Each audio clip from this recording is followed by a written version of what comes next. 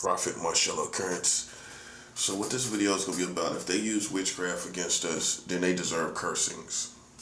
Because it's some people that give people this free Chuck E. Cheese coupon to use witchcraft, and we just gonna love you. It's a Chuck E. Cheese coupon.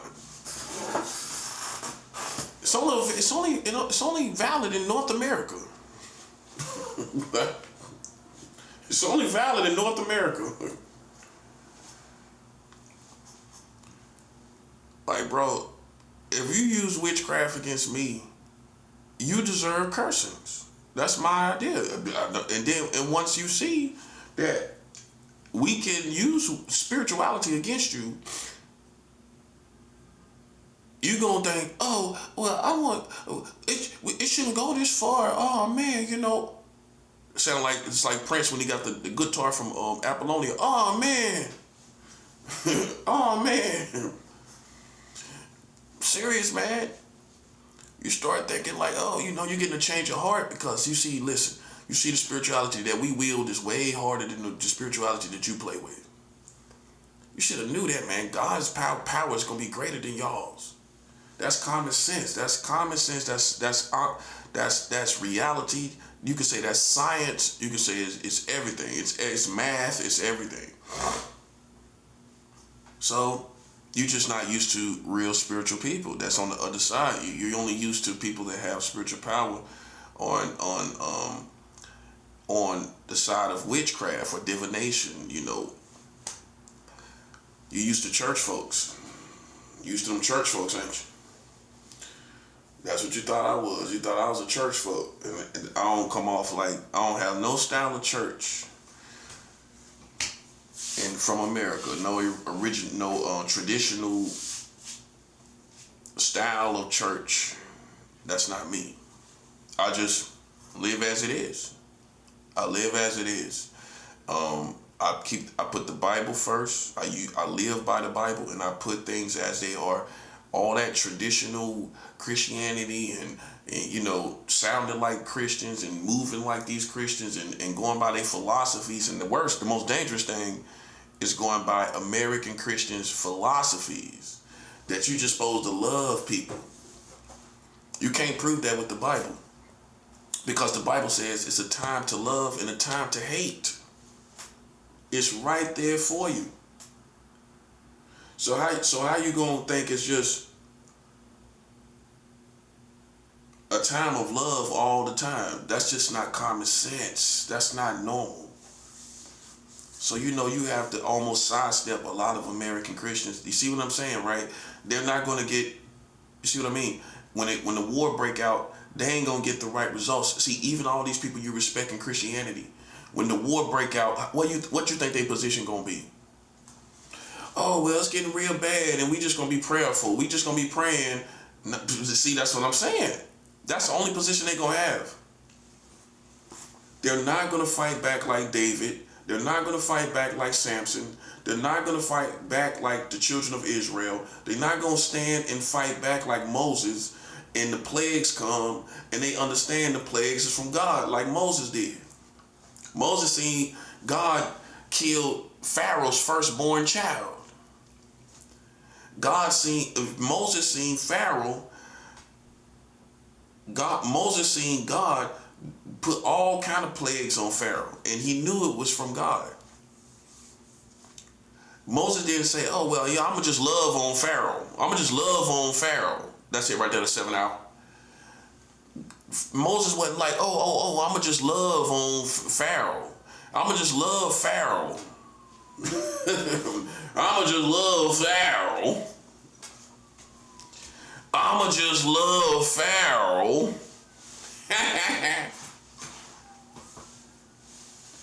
You just gonna love Pharaoh, ain't you? That's what I'm gonna use Pharaoh as a perfect example moving forward.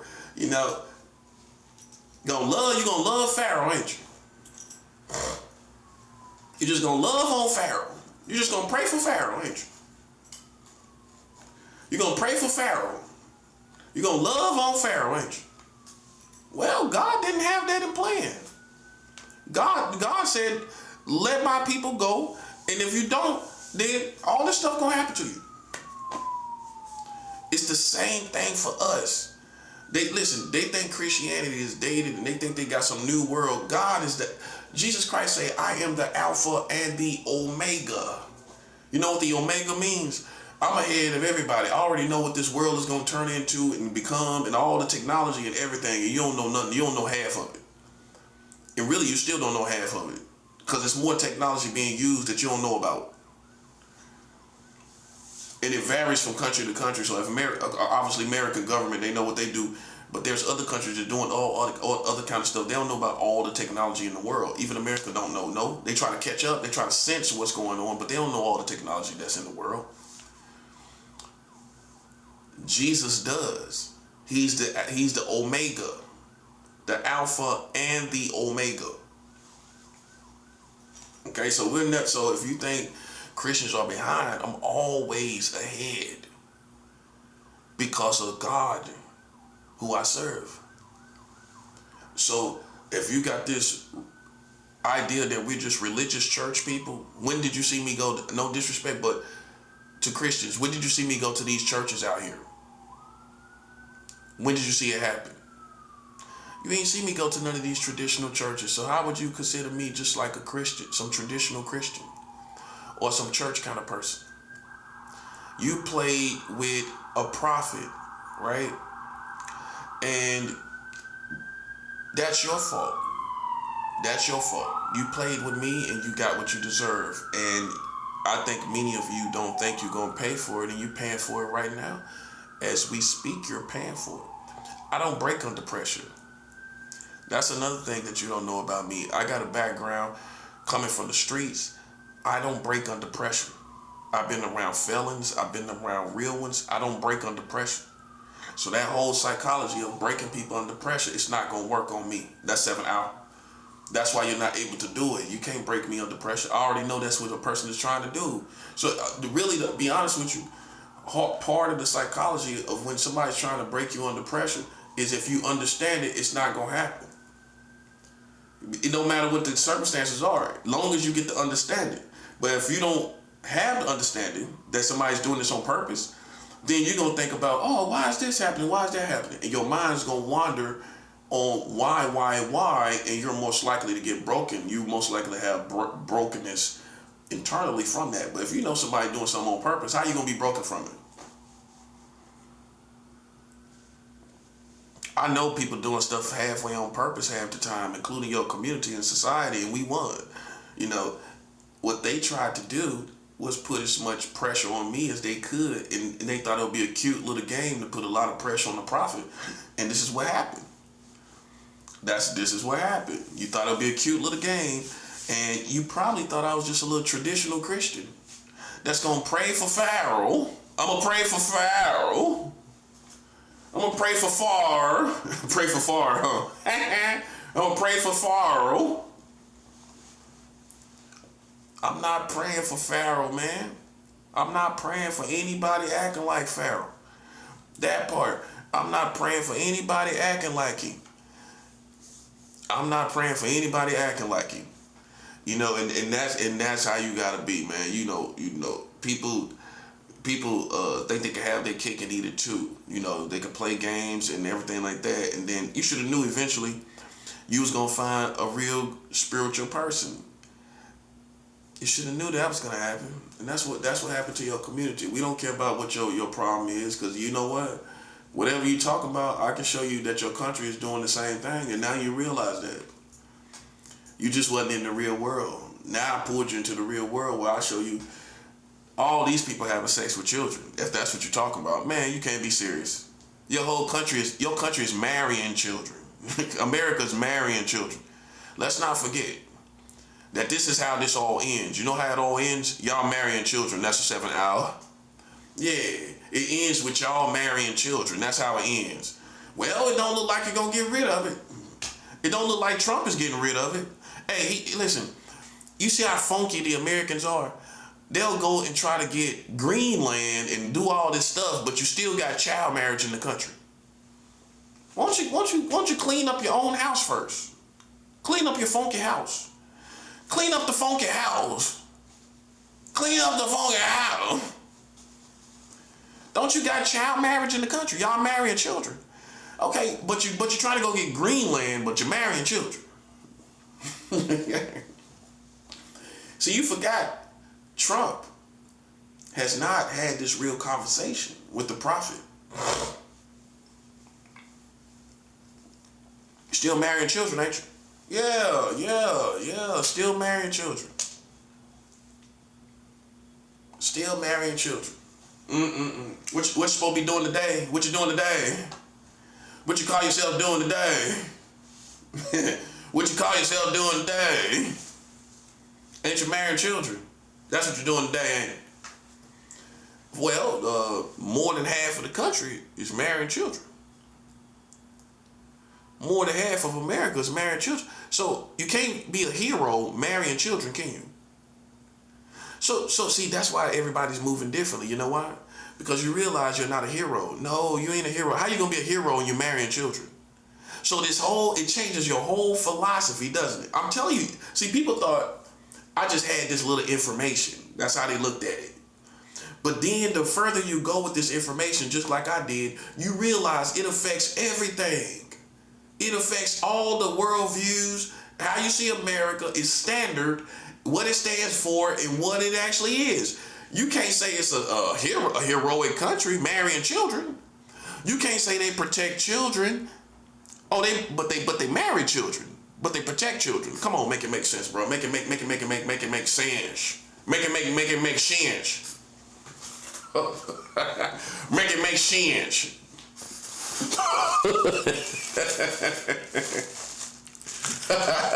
Make it make sense.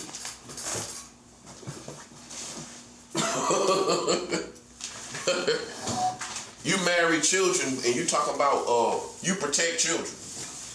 Make it make sense, bro. Make it make sense.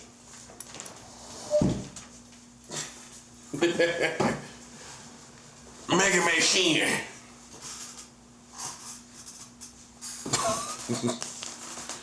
Marrying children, but you protecting children. Where they do that at? Where they do that at? Where they do that at, bruh? You can marry children and protect children at the same time. Boy, you a bad boy, ain't you? You a bad boy. You a bad boy. Like Diddy, bad boy for life. You a bad boy, ain't you? You diddied out, ain't you? You diddied out. Hey, you diddied out, ain't you? You diddied out, ain't you? You diddied out. You a bad boy for life, ain't you? You can marry children and say you protect children, like the A-Team, like Mr. T. You Mr. T for children, ain't you? You like MacGyver for children, but you're marrying children at the same time. Come on, stop playing, bro. Stop playing. Stop playing. Do I need to tell you the details of what happens when an adult marries a child? We don't care what circumstances. All you need to know is this. They've been marrying children as young as 10 years old. So it's not this teenager, leather jacket little girl that they try to make you feel like it is. That's almost 17, 18. Okay, so what about the 10-year-old girls that got married in America? What about them? What about the 10-year-old girl? 10 years old girl. Oh, what about the boy? Guess what the youngest boy was? 11 years old in America. An 11-year-old boy. Even the gay crowd got a problem with that. An 11-year-old boy got married in America. 11 years old? That's not a teenager. Look at that. 11. Right here in America, a woman married. If you think it's just the men, the women just as funky as the men are. I told you the most famous pedophile was a woman. Mary LaRue. Mary LaRue, the white woman that married the little Asian boy back in the day. Everybody remember that. That's the most famous pedophile in your country. When we can see it on paper, not hearsay, not ghetto hearsay. No, Mary LaRue, obviously she's French, right? Obviously she was French. Obviously she was French. She's the most famous pedophile of all time, Marie LaRue. Marie LaRue married a little Asian boy and went on Oprah Winfrey. Oprah Winfrey celebrated their love. She celebrated Marie LaRue's love, didn't you? Well, I mean, if it would have been a fat white guy or a man, he wouldn't have been on Oprah Winfrey getting questioned and people being inquisitive about his love with a little girl. But a woman, everybody's even inquisitive about her pedophilia. You know, people just inquisitive about a woman's sexuality, even if she's a pedophile. They still inquisitive about it. They still curious about it. That proves it. A woman can be a pedophile and people still curious about it. You know what proves that? The most famous woman pedophile in your country on the Oprah Winfrey Show. She was on the Oprah Winfrey Show. That don't sound celebrated halfway, and these people inquisitive. Ain't nothing to be inquisitive about. Oprah sitting there talking to her. Oh, well, you wouldn't do that with a man, right or wrong. So even right there, look, it's a bias towards women being pedophiles.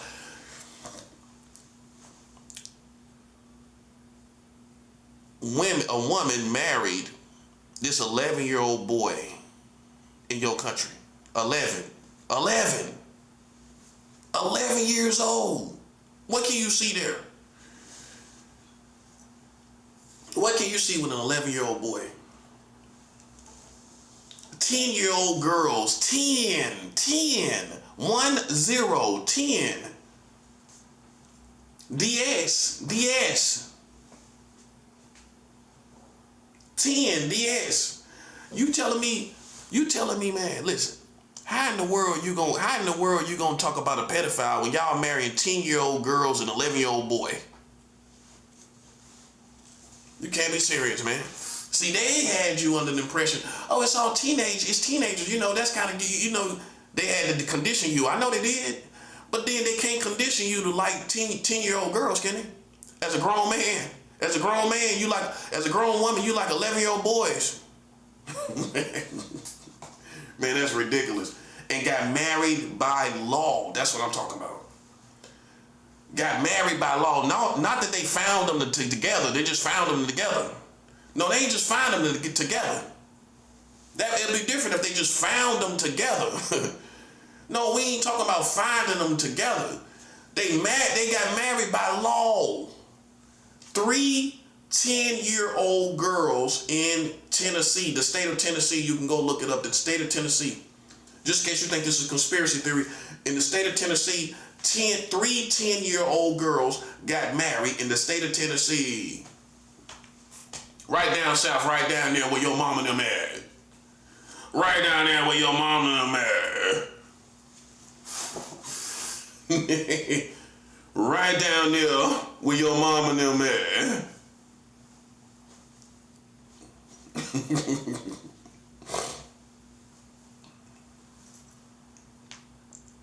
Okay? You don't want to talk to the prophet about no pedophilia, man. And y'all marrying 10-year-old girls and 11-year-old girls. Don't ever say that word around me. And your country in America is marrying 10-year-old girls. You're just an uneducated little chicken plucking around. Like DMX say, walking around like a brand new chicken about to get plucked. Walking around like a brand new chicken about to get plucked. Don't even know what's going on. You know what make you a brand new chicken? You don't even know what's going on in your country. That's a 7 hour. You don't even know what's going on in your country. That's what make you a brand new chicken. You brand new to the world. You're brand new to America. You're brand new in general. In general, you're brand new in general. You're brand new when it even comes to the streets.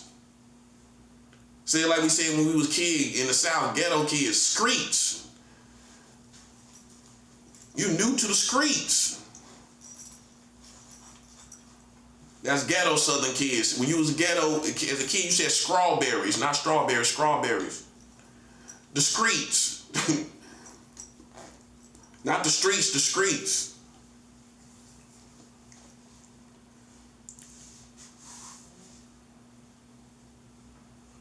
You don't say I am, I'm is. I do that, I'm is.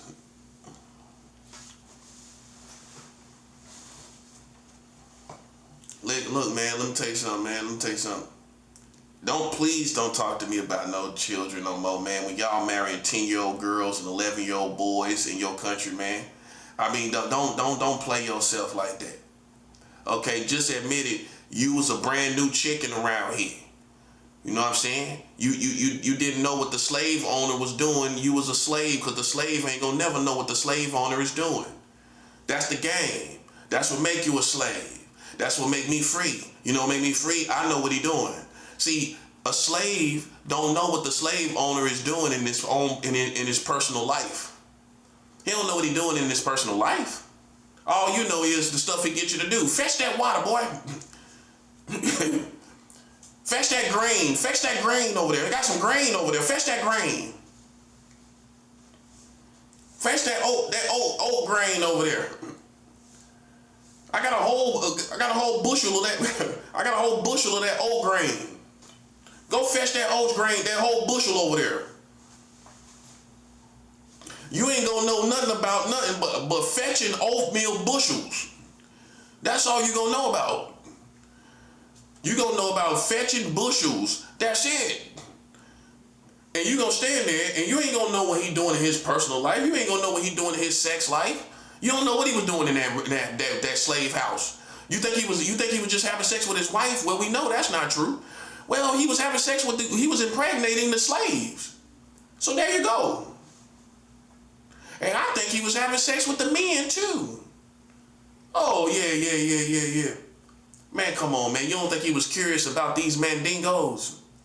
Yes, he was. He was having sex with the mandingos too. Yeah, he did. You don't think none of them slave owners try to play around with that penis? Yeah, of course he did. He did something with it. He tried to.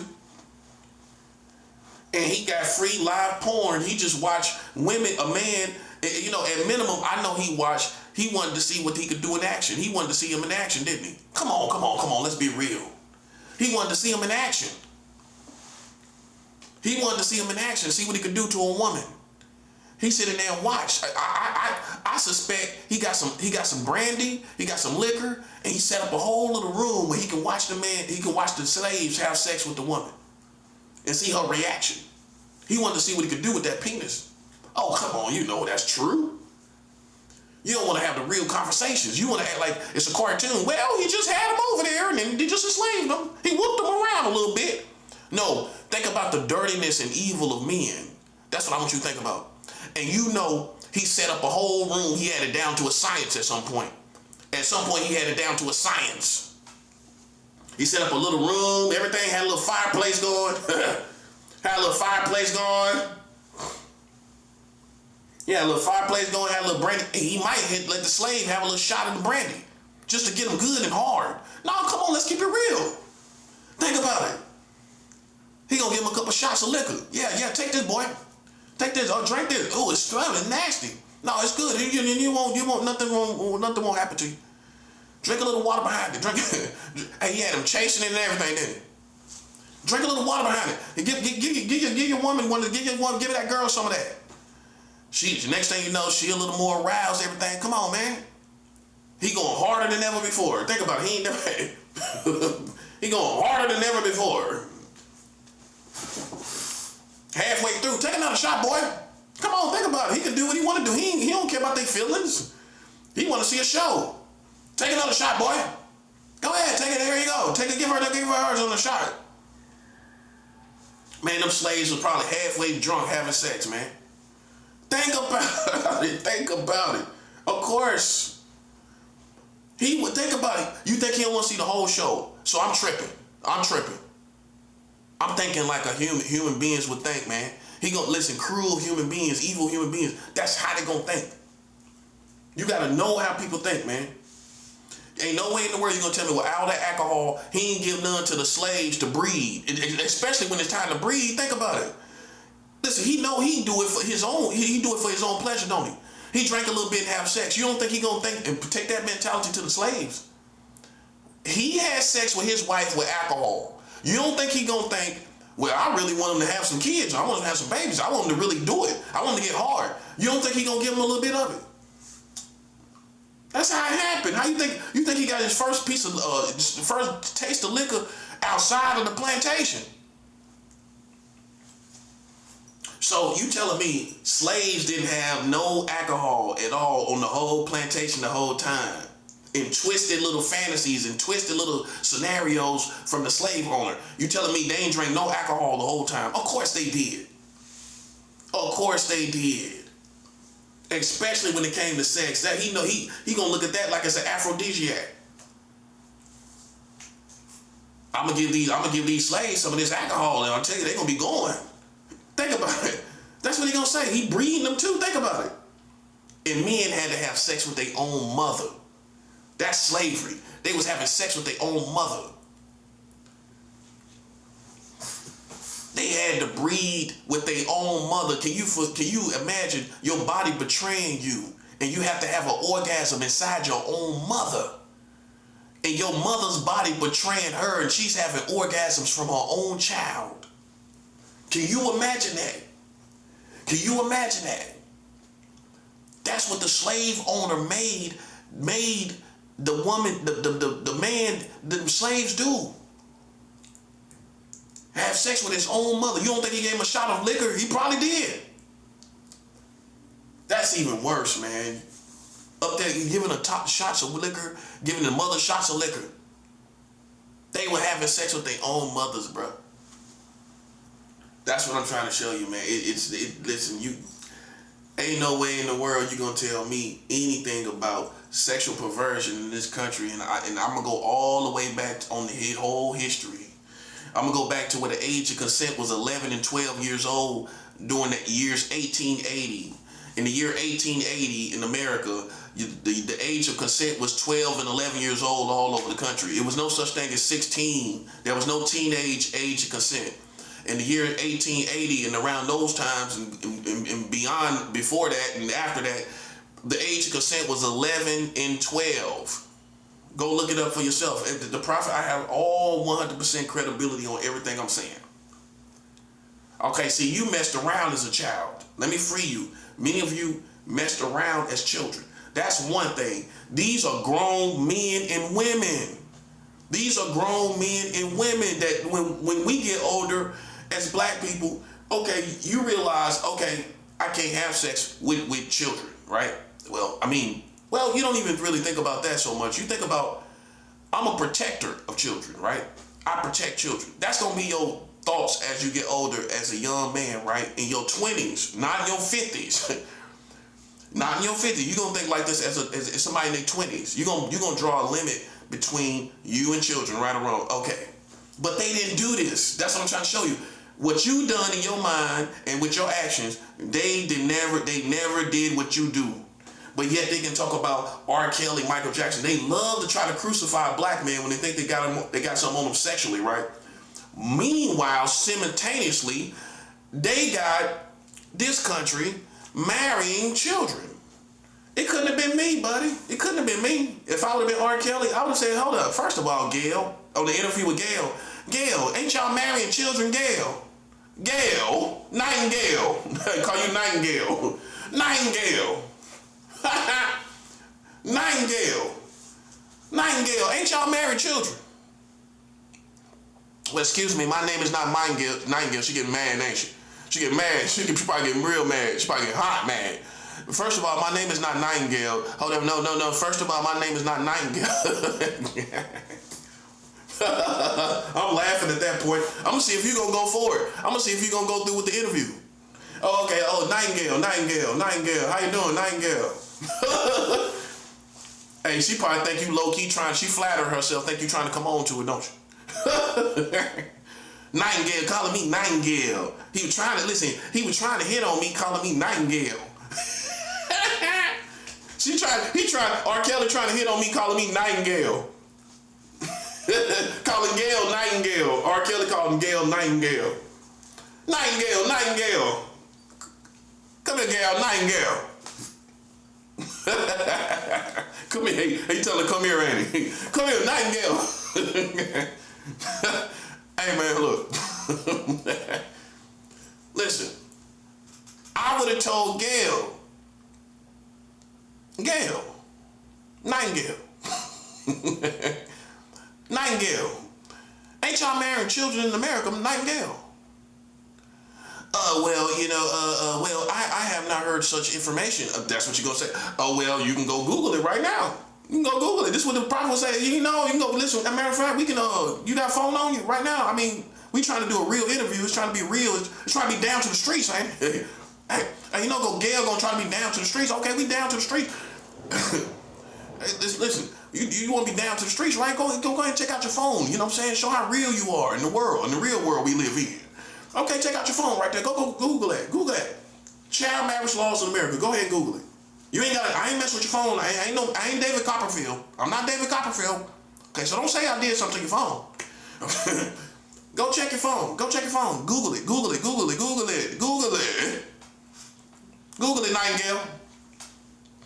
Right there with R. Kelly, interview R. Kelly. Google it, Nightingale. Okay, there you go, Nightingale. You see child marriage, don't you, Nightingale? Yes, Nightingale. I had no idea. Yeah, you didn't, did you? Acting like you crucifying the black man. R. Kelly should have said this. Act like you crucifying the black man every time you find him doing something questionable sexually. Every time he's doing something questionable sexually, you act like you crucifying. Hey, they act like they was crucifying Michael Jackson and R. Kelly, wasn't it? Even Bill Cosby. Until you as long as you're ignorant concerning these laws, as long as you're ignorant according to what the Americans are doing, and then when you wake up and you realize, oh, hold up. Say like somebody from the West Coast, oh, hold up. Oh, hold up. Say it like it's a person from the West Coast, hold up. Oh, hold up. You realize, oh, hold up. Y'all marrying children. Oh, hold up. No. No, buddy, that don't work for me. That phone don't work for me. When you come out here, hey, you can use that for yourself. That phone don't work for me. You can come out here and play with us and talk about pedophiles, but then you marrying children. Nah, that phone don't work for me, buddy. That phone don't work for me. Buddy. You coming out here marrying children. Well, I'll tell you one thing, buddy. I ain't never thought about marrying no children. That phone don't work for me, buddy. And how it work for you? Hey, they got you out here tripping, talking about pedophiles, but they marrying children. Listen, in the tricky part, the tricky part is they getting off on the ignorance of the community. Oh, you don't think so? Well, I'm pretty sure some of them know they marrying children, but they sitting back watching you that part. Like we on the plantation, and you can play with the black man on the plantation because that's just part of the theatrics of the plantation. This is nothing but theatrics of the plantation. This ain't nothing but theatrics of the plantation when you realize what the slave owner really is doing, marrying children. But they just playing around with us and got you playing around. You don't feel like a slave, you should. You should feel like a slave left to create entertainment for the Americans. Like they've been doing. You remember on Django? On Django when the two dudes were boxing each other and had to fight to the death. And they were sitting there watching it. That's the stuff they did. I'm telling you, that's the stuff they did. I'm glad he put it in there so you can see the stuff they did on their downtime. Had slaves fighting each other, killing each other. That's all they do. They doing the same thing now. They doing the same thing now, buddy. And you know how you should feel offended? Why you should be offended? Because they marrying children and they had you out here talking about pedophile like you a slave. Oh yeah, they pedophiles out there, boy. Oh yeah, that's a pedophile right there. But he know darn well what he doing marrying the children. But they playing the games and these little sports and these little extreme sports. That's what we're gonna call it. We call it extreme. You remember extreme sports? These days don't seem no extreme, do it? Hey, like the what was it? The snowboarding and the bike tricks and the bike tricks. That was extreme sports. What? These extreme sports, right?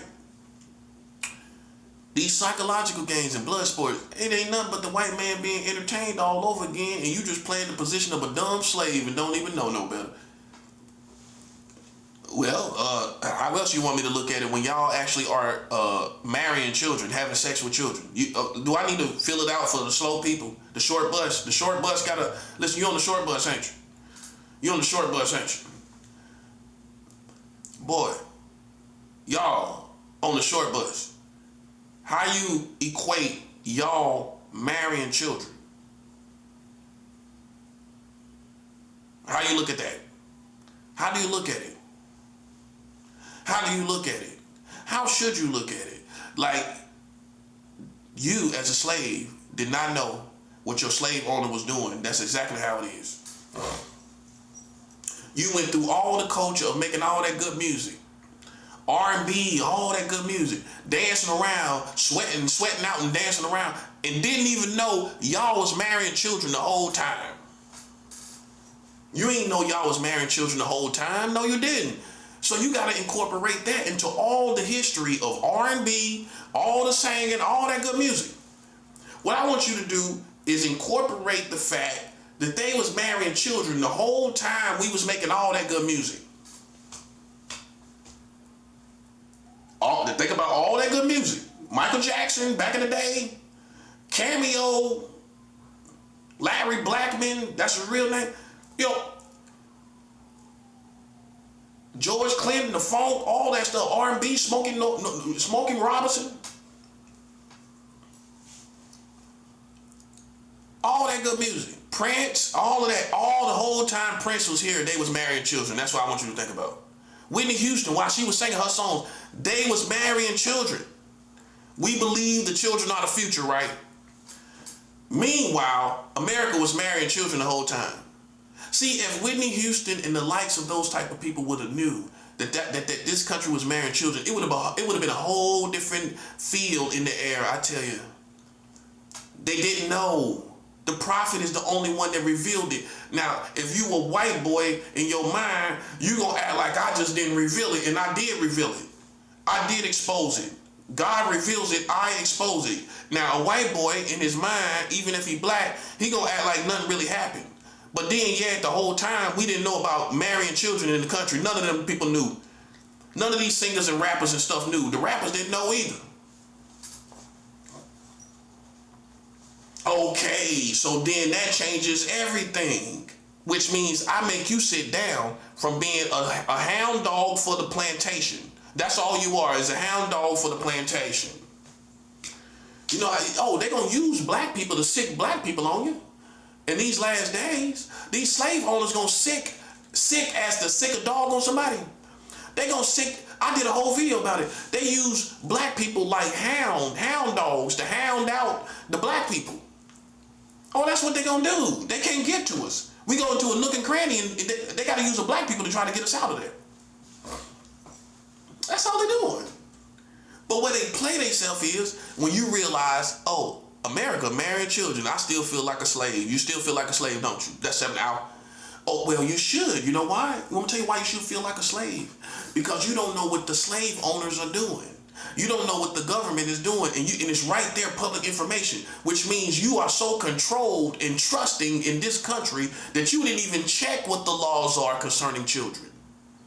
You didn't even check.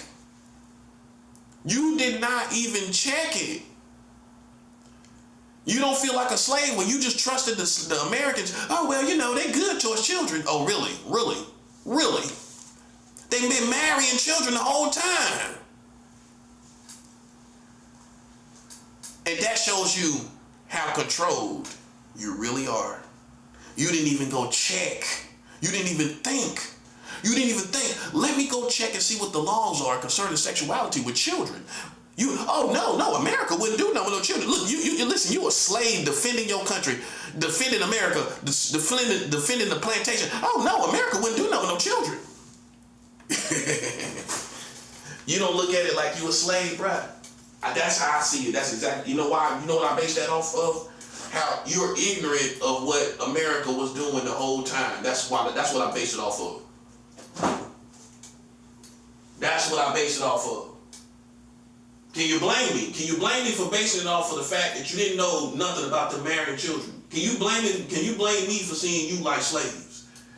That's what it is. Because the slave owner is not going to tell you what he doing in his personal life. He ain't going to tell you. He ain't going to tell you nothing. Oh, he going to just tell you, yeah, by the way, I'm getting frisky with them children. I'm getting real frisky with them children these days. I thought you should just know. I'm getting real frisky with them children. You think he gonna tell you and give you ammunition, especially after Malcolm X? You think he gonna tell you what he doing? And here's the punchline. Here's the punchline. Here's the punchline. They made new child marriage laws while Donald Trump was the president the first term. Oh yeah, see, let's take some time. Let's take some time right there to slow down right there. Let's take some time. Sound like an R&B song, don't it? Let's take some time right there. Let's take some time. Let's take some time to slow down right there. R&B singer gonna say, let's take some time. Let's take some time. Let's take some time. Not for real, let's take some time. Donald Trump was the president, right? Yeah, he was the president. Let's take some time. Let's take some time. Donald Trump was the president, wasn't he? Last time y'all made child marriage laws. You didn't know because you was on the plantation. Well, how come they didn't tell you on CNN?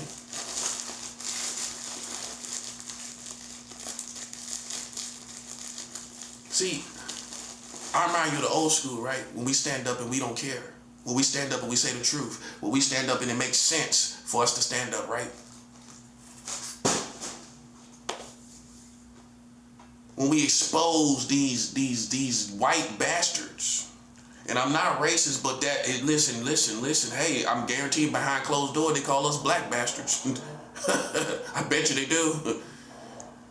That black bastard talking about child marriage again.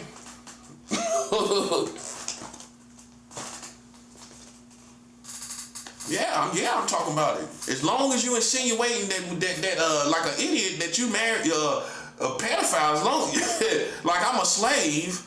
See what I'm saying? You should thank me. You should thank me. You know why? Because I brought you into the real world. I brought you into the real world. You listen, you was a slave. You didn't know what your slave master was doing, and that's what we base it off of. Cause listen, you ain't gonna know what your slave owner is doing. He ain't gonna tell no slave. Yeah, boy, I was chilling out there by the park the other day. I was chilling out there by the park. I picked up a little girl named Susie. Yeah, she was a nice little tender. She was a nice little tendar. Nice little tendar. She was a nice little tendar. You think he gonna tell you about little Cindy? The nice little tendar to him, she was a nice little tendar. You think he gonna tell you about Cindy? No. He ain't gonna tell you about no Cindy. He ain't gonna tell you nothing he doing. He ain't gonna tell no black people and give them ammunition to fight with. Think about it. So what you need, this is why I want you to realize. Listen, we still right here with Trump. The new child marriage laws were passed while Trump was president. Because if I don't do this, if I don't continue to reinforce this, you gonna sit up and act like I'm a monster when your country is marrying children. Now you see what I'm saying? That they played with you the last slave game they played. They played this last slave game. Look at it that way. It ain't nothing. It don't matter who started it, who ended it, We ain't talking about because you're gonna say, well, the black man, the white man gonna say, well, the black people started, the Negro started it. Yeah, but you made a slave game out of it. I know who started it, but you made a slave game out of it. And you ain't insult my intelligence and you're gonna talk about what black people doing because listen, you made a slave. You right now listen. You like the dude that slave. You like the carnival owner, the dude at the carnival. You know the dude at the carnival be sitting back smoking a cigarette while he watching everybody ride the rides. That's the white man. He's sitting back watching y'all ride the rides of these games and sitting back smoking a cigarette. The loser that sit back and all he do is just pull the leverages and on the game on the ride. Yep, here we go. Push button. Okay, I pull it down. Y'all have fun. What a loser. He became a he became a carnival ride operator. How he get the job? His uncle. His uncle gave his uncle gave him the job, didn't he? His uncle gave him the job. He got the job from his uncle. Listen, man, let me tell you something. Don't play yourself playing with a black man from North Carolina. Just when you think you got me figured out, buddy, listen, don't play yourself. That's for the black folks. Don't play yourself playing around no black man from North Carolina, man. I don't care what you coming from. I don't care what you talking about. The ancestors gonna be on my side, and they know they gonna understand if I'm angry. Well, why wouldn't I be angry and you out here playing in my business? Oh, I'm supposed to be happy. You got me messed up, bro. You got me messed up. I'm supposed to be happy? Listen, bro. Don't play yourself. Don't play yourself, man. Don't play yourself any further. Let me put it like that. That sounds like a good R&B song, up to date. Don't play yourself any further. Don't play yourself any further. Don't play yourself any further, man. For real. Don't play yourself any further, bro. Don't you got family in North Carolina? You see how God worked it out? Because I came from where your family come from. New York ain't play. That's why New York ain't doing nothing. You know why? Because you know you got all that family down there in Charlotte, don't you? You know how many times I've been here in New York and I tell people I'm from Charlotte? They say, oh, yeah, I got family from down there. New Yorkers always say that, yeah, I done heard it a million times, no matter where I'm at, Brooklyn, everything. Yeah, I got family from down there. Don't play yourself, bro. Don't play yourself, man. You know what I'm saying? Listen, I'm going to handle my business. You ain't got to worry about it. I ain't say you got to help me. I said, listen, don't you see I'm handling my business? If anybody was going to do this, you should have knew it was going to be somebody from North Carolina, man. Come on. Come on, man. You think I'm going to let somebody play with me like this, man? And then we find out, these white folks marrying children. It's over. Think about a black man finding out they marrying children. But you trying to judge me on my life and I wouldn't care what I done. It ain't marrying no children. Yeah. I ain't never thought about marrying a child forever and being with a child somewhere in the room forever. They did think about it and they did it. You should feel so betrayed. The stuff that how you walk as a real man and you guard your mind and you walk in purity towards children. They ain't do none of that. That's what I want you to look at. How for real men, you know what I'm talking about. How you walk around these girls, you walk around these girls with no lust in your heart. You ain't thinking about them, even though they not aware of self and they bending over all in front of you. I'm talking about these voluptuous teenagers and all that, right?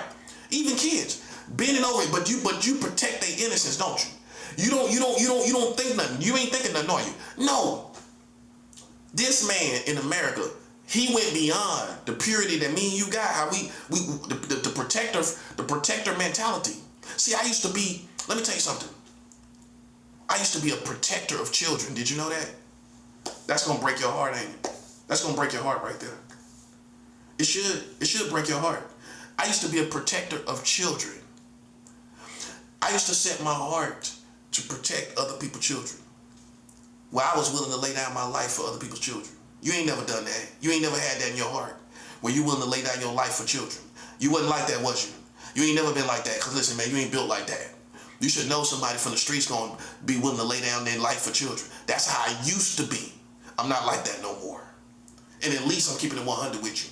Nah, I ain't like that no more. The good news is you're going to understand why. You're going to understand why.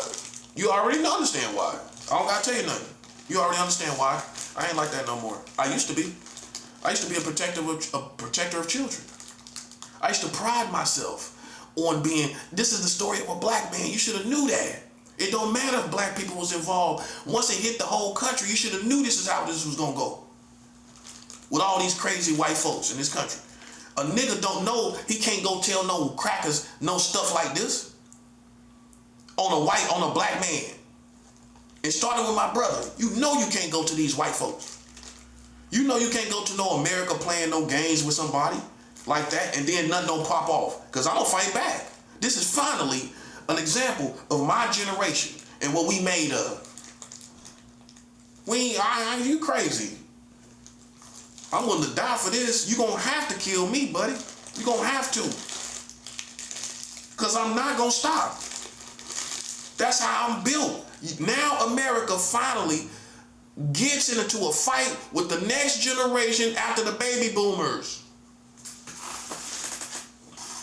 Been waiting for this a long time. And guess what? I didn't realize it would be me. I've been waiting to see the next generation. These thugs and gangsters. Somebody that represent that. Somebody that got that kind of juice.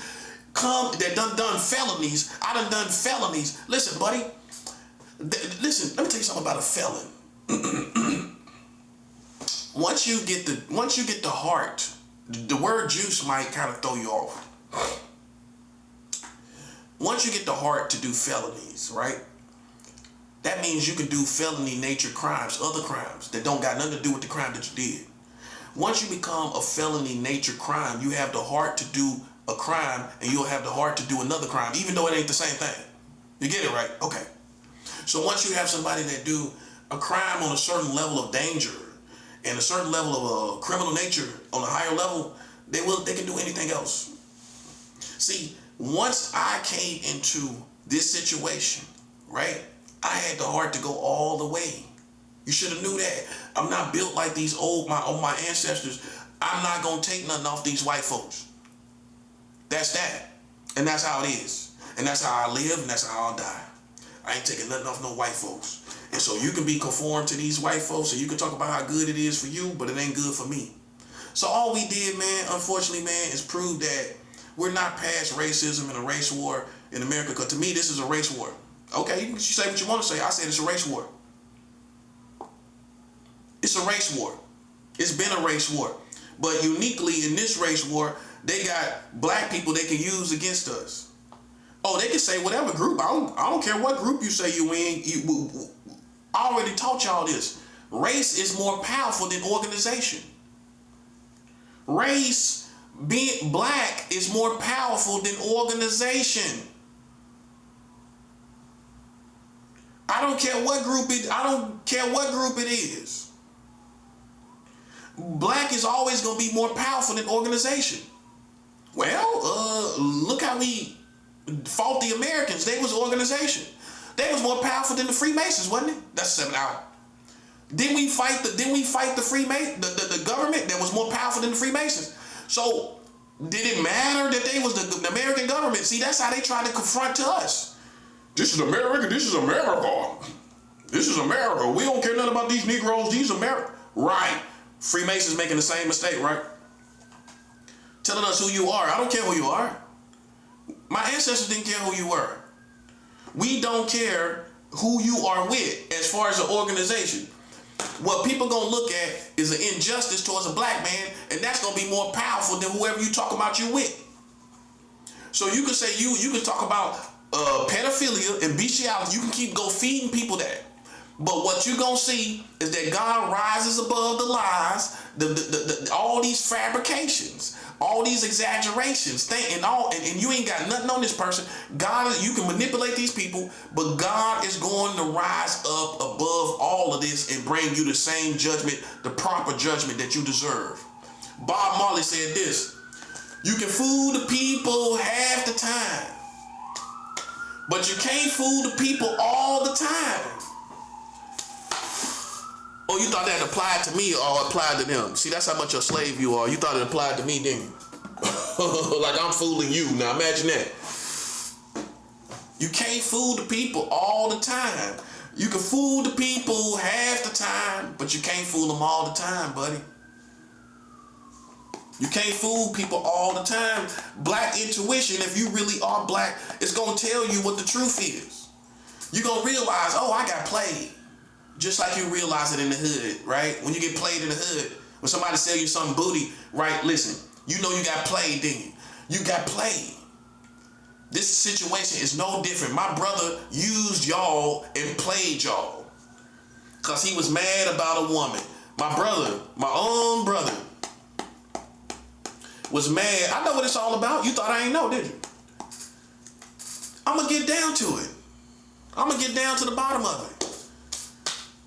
This was about a woman. This was about a female. About a piece of butt A sucker will betray his brother for a woman. You know, let me tell you something, man. That's why I'm halfway disgusted. I'm glad I'm practicing abstinence to this day right now. Man, think about it. If you realize you went through all this for a female, you gonna want a woman? Not really, bro. I mean, it ain't like I ain't had sex before anyway. You know, I'm 44 years old. I done put a kid in the world. I know what sex is. I know what an orgasm is. Okay, so you know, I'm not the 40-year-old virgin. You thought I was a 40-year-old virgin. Well, I'm not the 40-year-old virgin, bro. So think about it. You start getting a certain age, man. I mean, you kind of already know what it is. I mean, you know, you already experienced it for what it is. I mean, really, basically. So then you start making better decisions. You know what I'm saying? That ain't influenced by no woman. See, even my brother, once he lived long enough, he gonna realize, man, hey, for a woman, you know, a woman ain't, half of these American women, no matter what color they are, they ain't no good.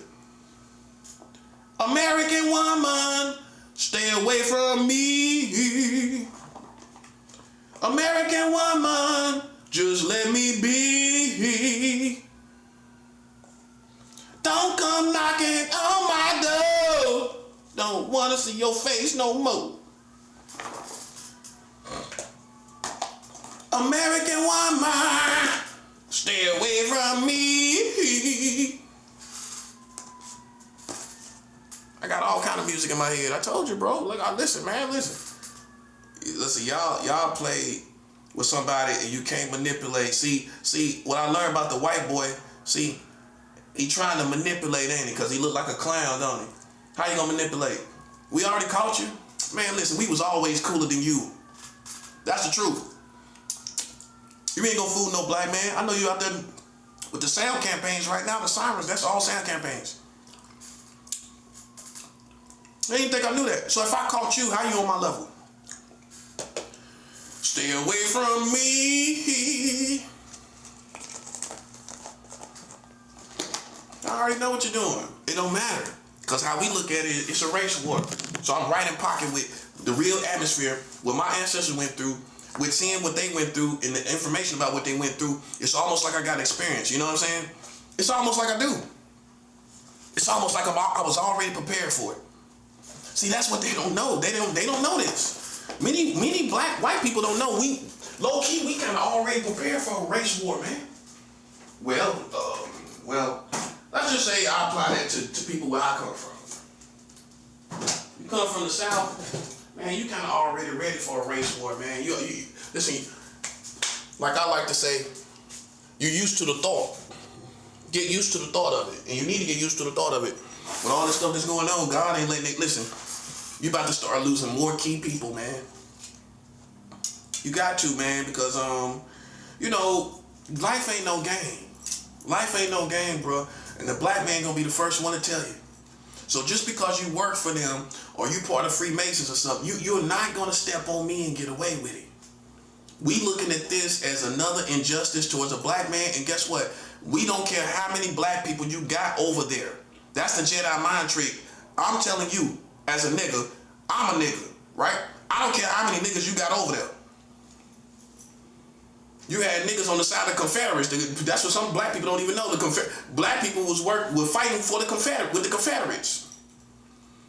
You would think because the Union was the one that was freeing everybody. You would think there was no black people with the Confederates. Yeah, it was. That's why some black people expressed pride for the Confederate flag, because they was fighting alongside of the South. Oh, we don't want to talk about that history, do you? Where the black people was fighting on the side of the South. So from the very beginning, we was fighting with them crackers. Talk about that part. Where black people totally understood what was going on and was working with these white folks. The same thing now. They ain't nothing but modern day Confederates. And the Union is in the South this time. Well, that's how we look at it.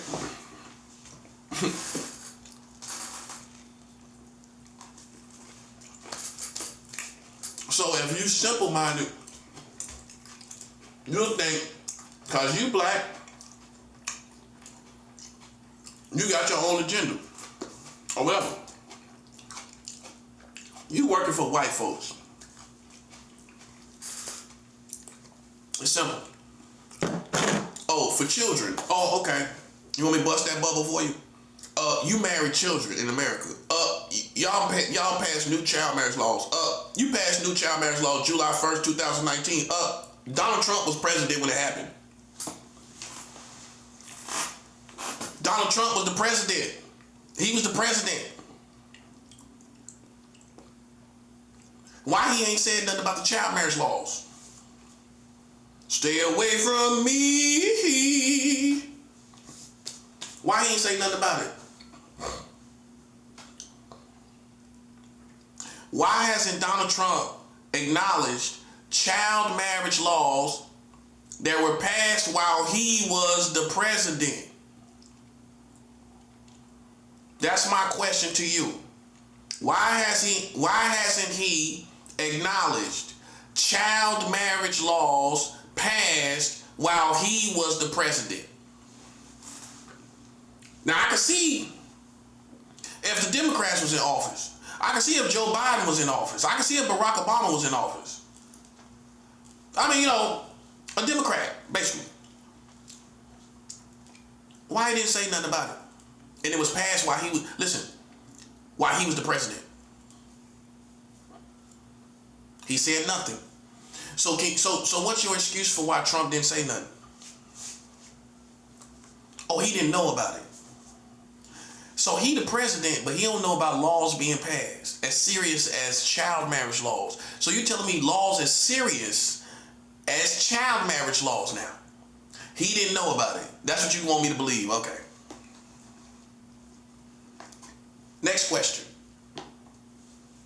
Next question. Can you explain to me how he didn't know about it for a full year when he was in the White House? So he didn't know about it initially, right?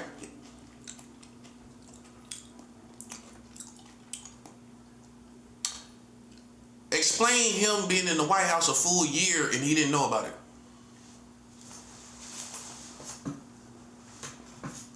July 1st, 2019. That's when it started. Let's set the egg timer. July 1st, 2020. Bing! That's a whole year. Right in the middle of COVID-19. Oh, what you gonna say? He was preoccupied with COVID the whole time. He didn't show that he was preoccupied with COVID the whole time. He didn't look. He didn't look like he was preoccupied with COVID the whole time. He didn't look like he was preoccupied with COVID. That's your excuse. Well, he was preoccupied with COVID. He was preoccupied with the coronavirus.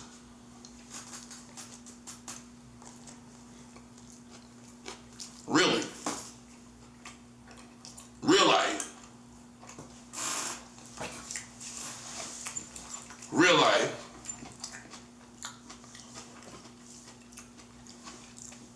Explain to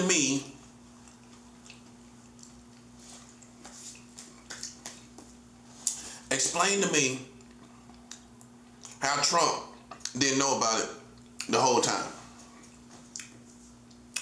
He's the president. So we'll look at it like this. At minimum,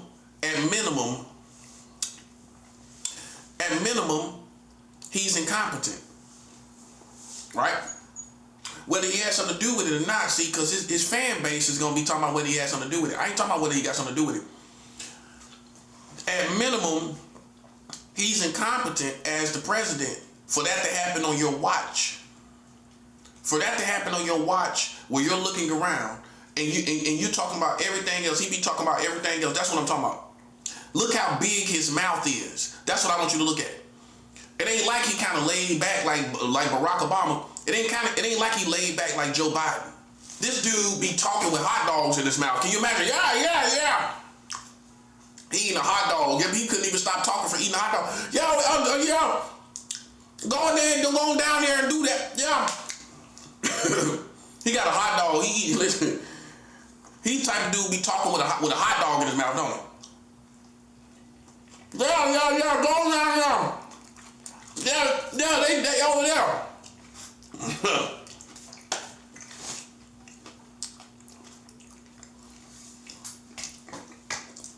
You see what's happening? You see it, don't you? Lined up, right? Look. It can't be no more perfect for what we call a race war.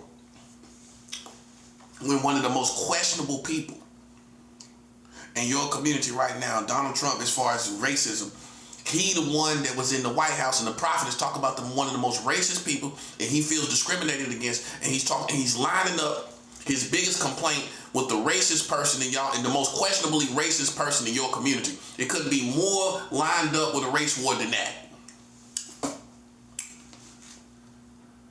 Trump was in the White House when y'all married. Y'all passed laws to marry children. Did you see it on CNN? I mean, this is important information, right? They got all that other foolishness. This is just random stuff on there. You telling me it wasn't important enough to be on the news? And when I'm tripping off of, they knew. Look, they could have been talking about it before it got passed, not after. It could have been on CNN before it happened, not after it happened. It wasn't on there before or after. Can you explain that intelligently? When CNN and all these other outlets talking about everything else, but they couldn't. But they ain't talk about child marriage laws not one time. I went and looked. I went and Googled it. Couldn't find no news clips on child marriage laws in America, especially, well, not at all. Most importantly, better to say, not when they were passed while Donald Trump was the president. Donald Trump has yet to say this. So for y'all who with America, listen, I got a conversation that your president can't even have. Why he was in the White House and did nothing about child marriage laws, marrying children in your country? Why he ain't do nothing about it? Why he ain't say nothing about it? You know why? I know why. You want me to tell you why he ain't say nothing about it? Do you want to know the real truth why he didn't say anything? Why he didn't say anything? Because he would have to, this will open up a whole can of worms on how long y'all had child marriage this whole time. So in other words, even if he want to address it, he gonna stand back and say, well, they gonna know about the whole history of child marriage in the country. And now they gonna see America totally different for who it is. See, I'm the prophet that revealed the real America, and you don't want to accept it. That's how you know I'm a prophet. You know why? Because I exposed America for who it is, for what it is. And many of you have never been effective trying to do that. Now have you? No, I'm competent in revealing, exposing the real America to you. That's the real America. Why Trump ain't saying nothing about it? Why Trump ain't saying nothing about it? He was the president July 1st, 2019 when it got passed. A year later, he was still in the White House. So what's the excuse for him not knowing the whole year and he the president? You see, it's no way out of it. How he didn't know for a whole year, man? He was in the White House a whole year after that, after the laws were active, that able to be done by the community. He was in the White House a whole year after child marriage laws were active to the community, active to the American community. What did he say? Did he say anything? He didn't, did he? That's what I'm talking about, buddy. What you listen, what you gonna say, what I'm doing? What you think I'm doing with this information? What you think this is?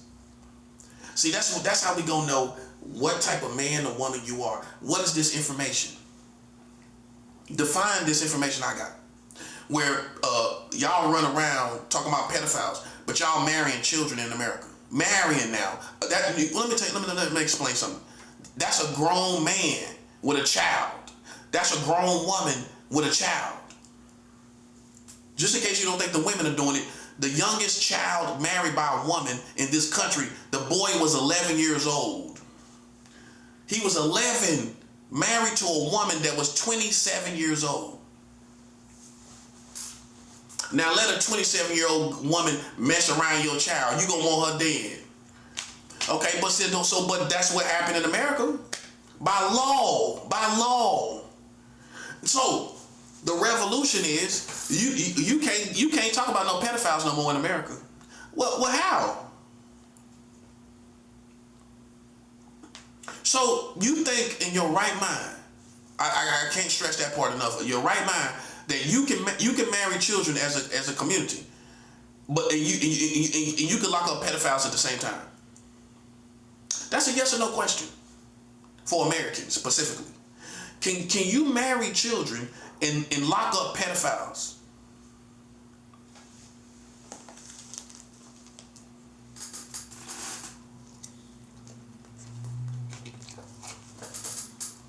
Nope.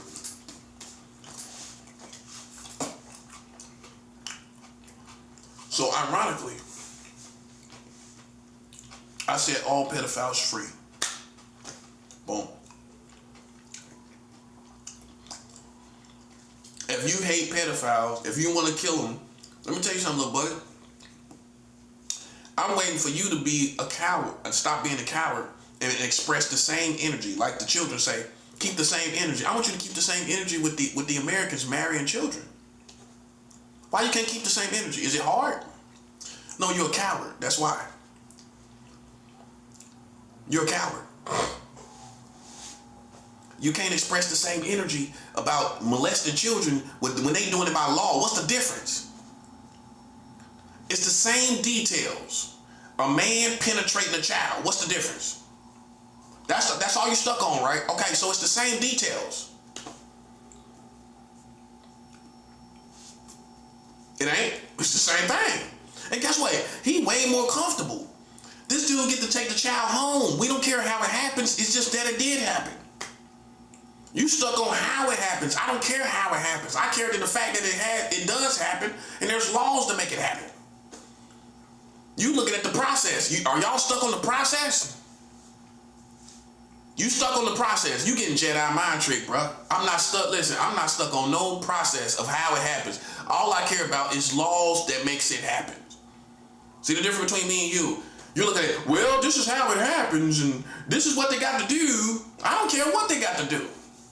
All I know is, in the state of New York, you got 385,496 active cases of child marriage right here.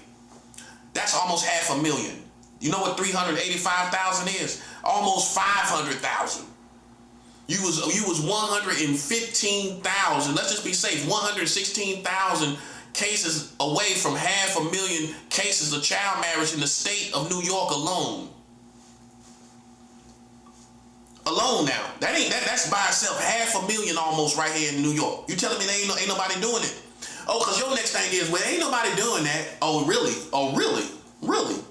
Well, right here in the state of New York, you had almost 500,000 cases of active child marriage. Now, do you look at the process on that? Are you gonna ponder how they do it? Or are you gonna realize they're doing it? 385,000 cases of it. Look at that. Are you stuck on how they do it? When they almost got 500,000 kids in child marriage in the state of New York, are you stuck on how they do it? That's what I'm talking about, bro. That's what I'm talking about, man. You ain't really about that life. That's all I'm saying. You're talking about protecting children. You're not about that life. Because you know why? How I know? Because when I'm telling you this, you ain't got the same energy that you would have with a child molester. This is the same stuff. What's the difference? I showed you they married children as young as 10 years old. 10. The youngest boy was 11.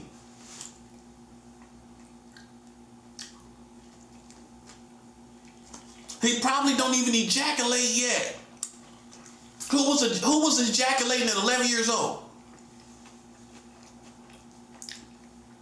Do you know anybody that was ask a man, was you ejaculating at 11? Not at 11. Which means he wasn't even having orgasms.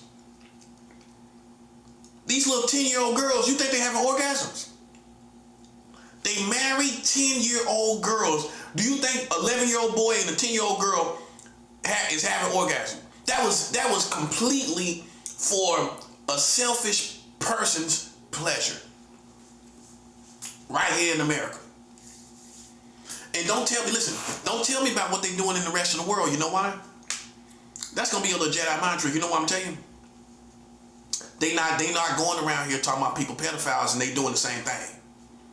So when you do the same thing, you're gonna be held to the same standard, which means a war breaks out because you played with other people's integrity and you was doing the same thing. These other countries is not questioning people's integrity and playing games and playing around people. So it ain't no need to talk about them because they're not doing what you did. See how we worked that out? Because you gonna act like I'm oblivious. I know more about what the world was doing before you knew about it, sucker. I knew more about what the rest of the world was doing before you knew about it. The rest of the world. I've been knew about that. But they're not running around calling people pedophiles, playing with people's character, trying to assassinate people's character. They not doing that. Okay then, so then ain't no need to talk about what they doing because they accept what they doing and they accept other people doing the same thing. You do the same thing, but don't accept other people doing what you're doing, and that becomes a war. Oh no, that's not a misunderstanding. No, that's not a misunderstanding. When you attack me, and you've been marrying children this whole time, and you attack me all around the country, that's a war, buddy. And that's why you're being attacked. It's not because of what you're doing, it's what you're doing to other people, and you doing the same thing. That starts a war. If you're doing the same thing, you're an idiot. You don't even got your ducks in a row for why this happened, and you don't even understand why it happened. Well, other people in the other world no, yeah, more wrong. Other people in the other world, they doing this. Other people in the other world, I don't care what other people are doing, because you know what they ain't doing? You know what they're not doing? Listen, you know what they're not doing? They're not going around talking about pedophiles knowing they having sex with children themselves. That's the difference. They're not running around like you, buddy.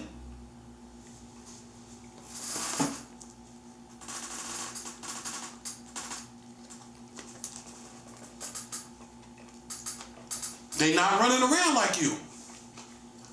So I already know what the world is doing. You can go back and watch my videos. I talked about what Brazil got the age of consent at 14. I knew about it before you did. But you thought that was going to be how you was going to win. Nope. Because you played with my integrity as if you ain't doing none of that stuff because you were too stupid to know you was. So you thought that everybody was having sex with 18-year-old girls. They wasn't. Now I brought you into the real world and you don't want to acknowledge it. You ain't bring yourself into the real world. I brought you into the real world. That's 7 hours. I brought you into the real world. You didn't even, you thought we all was having sex with 18-year-old girls by law, right? You did. I can show you Child Protective Services. CPS don't even know about this. This is real, buddy. This ain't no game. CPS, Child Protective Services. Why they ain't say nothing about child marriage laws? They protect children, for crying out loud. They supposed to, right? Why they ain't say nothing about child marriage laws in the CPS? Why CPS ain't saying nothing about it? Child Protective Services in America. Why have not they addressed child marriage laws in the United States? They ain't saying nothing about it, have they? Well, to no avail.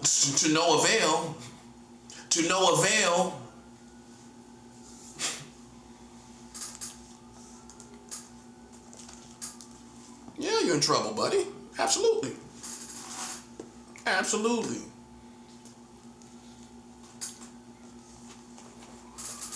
Now we gonna see what you made of. We gonna see what you made of. You talk about these children all the time. I want to see what you made of. No, look. You can't get rid of it secretly like these Americans trying to do. You gotta shout it from the rooftop like you trying to shout it on the rooftop with me, you little sucker. No, that's the same energy. Cause see, what they'll try to do is quietly get rid of it. No. No. You're trying to save face. You don't want people to know what happened. No, we want you to go tell America y'all marrying children. That's right. That's only right. You play with my integrity. You thought it was a game. You a clown. We exposed you as a clown. Now we want you to go to the whole community and tell people y'all marrying children. That's how you do it. You did that to me. You tried to. It didn't work. Okay? We want you to do the same thing when you're guilty of doing the same thing, sucker. You're guilty of doing the same thing, right? We want you to go do the same thing. Go tell everybody. Go tell the grocery stores you're marrying children. Go tell everybody. Go tell the rappers. Go tell the singers. Go tell the politicians. Go tell everybody. Huh? See, you ain't about that life. See, I exposed you in more than one way, like I supposed to. You know you ain't about that life, because if you was, you would raise hell knowing this country is marrying children. You know the right people that would do it. Felons in prison. People who kill child molesters in prison. You know, I met somebody that killed a child molester. Have you ever met somebody killed a child molester before? This dude was cool. He bought me beers. I was cool. I was sleeping around somebody that killed a child molester. You ever been around somebody that killed a child molester? No, you say you will because you a sucker. Look, listen, man, I told you I've been with the big boys, buddy. I met somebody that killed a child molester. For whatever reason, I met him. And you know what? He ain't had no problem with me, buddy. Because he can see who I was. I've been around somebody that caught a body, killed a child molester. Black dude. Killed by a white guy.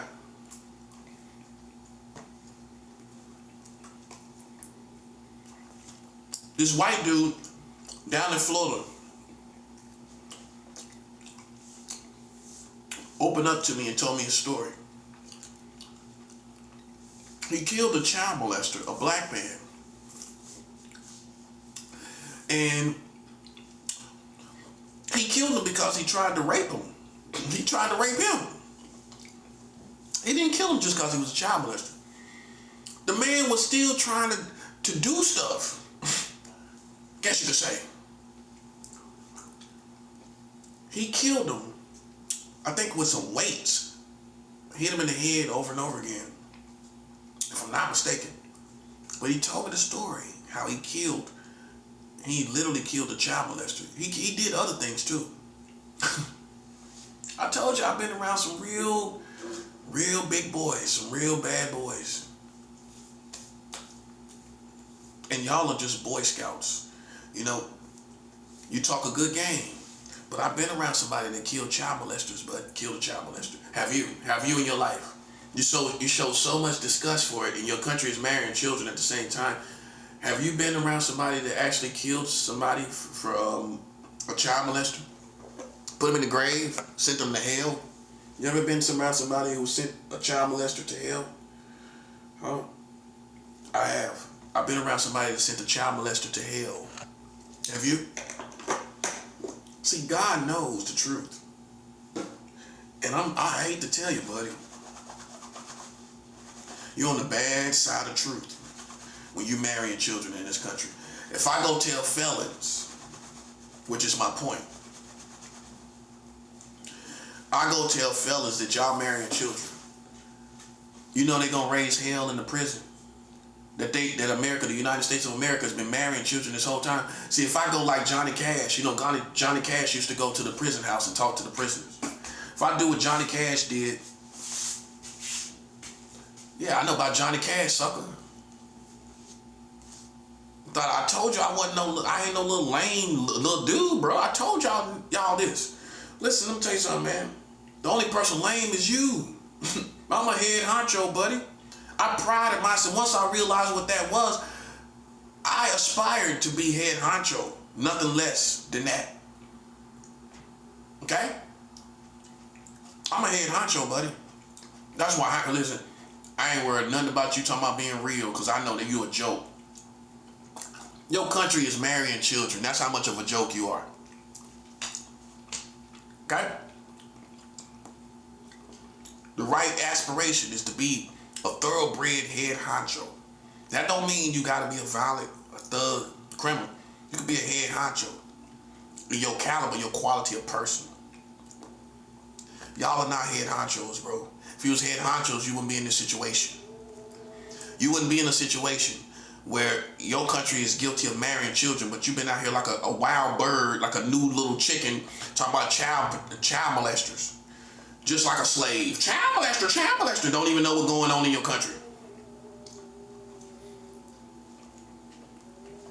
And what? You waiting to be done with it? It's a whole reality. What I'm trying to get you to understand, you ain't gonna get past this. No. Oh, you thought you was. You thought you was. Can you imagine you getting past this? And that's all you lames been talking about is child molesters, sex predators, or whatever else. How can you lock up a sex predator and he's doing the same thing that America's doing? Anybody that's spiritual will say the same spirits are in the air. The same spirits are in this atmosphere. That's probably why he's doing it. He's just open with it and you're in secret with it.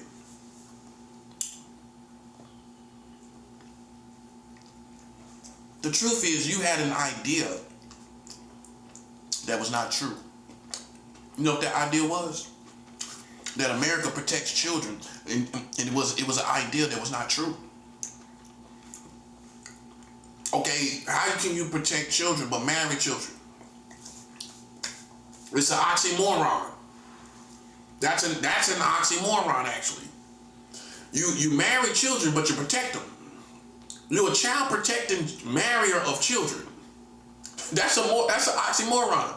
You're a child protecting marrier of children.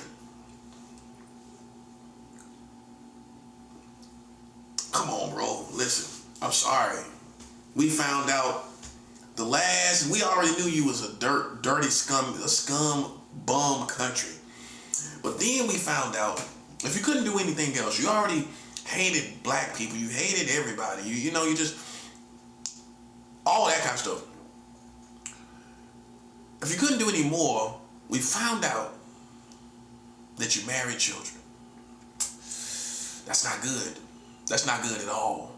Not considering the circus that you got going on out there. You're going to have to explain to your circus that they need to sit down somewhere because y'all married children. You need to explain to these clowns that y'all marrying children. And whether they can come to terms with it or not, it's not my problem. If you stuck on it, you can't come to terms with it, you need a doctor, not my problem.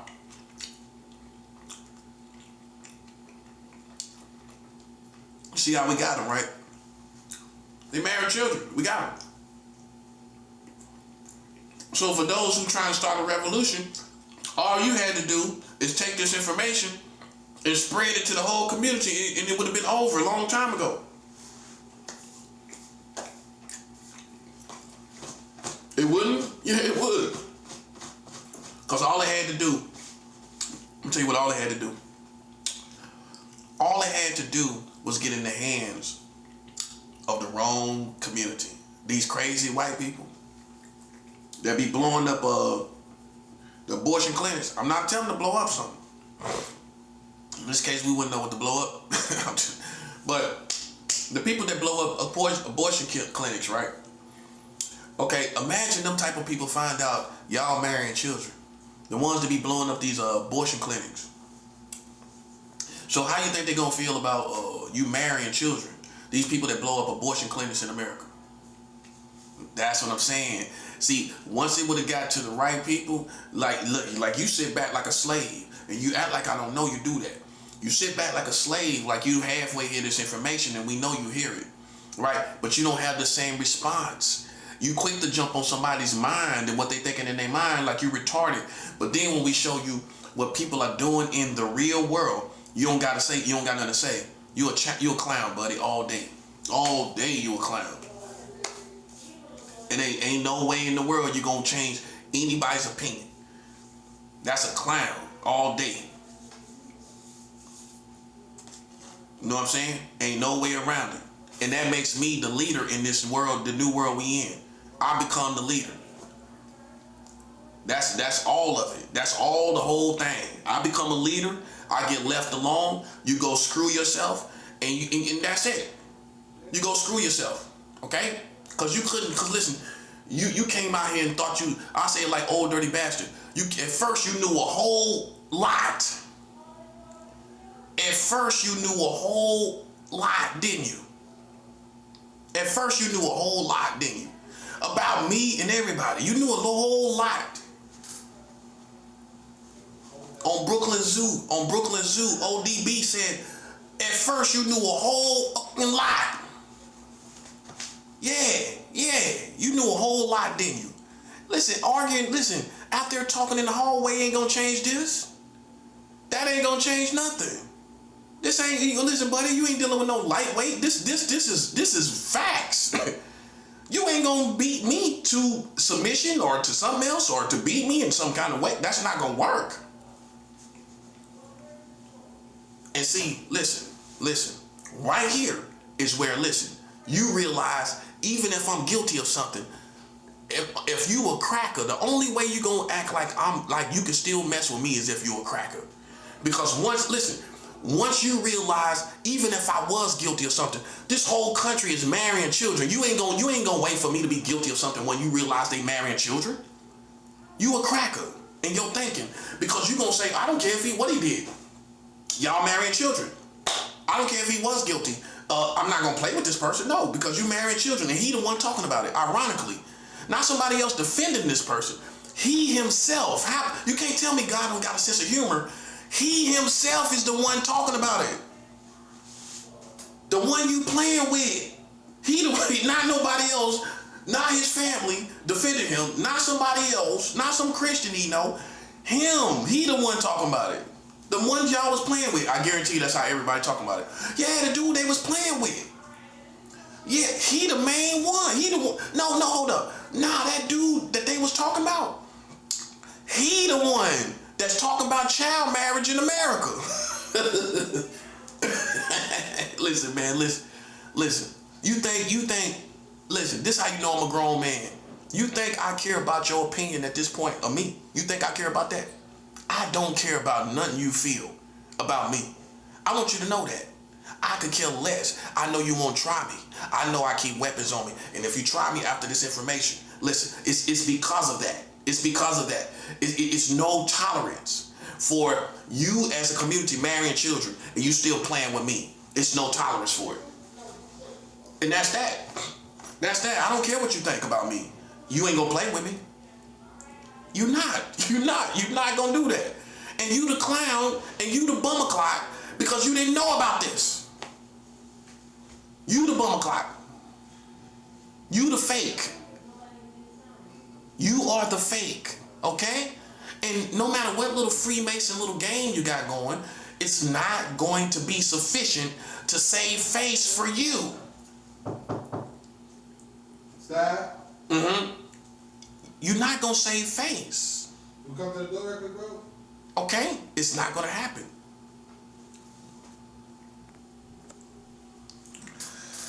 So,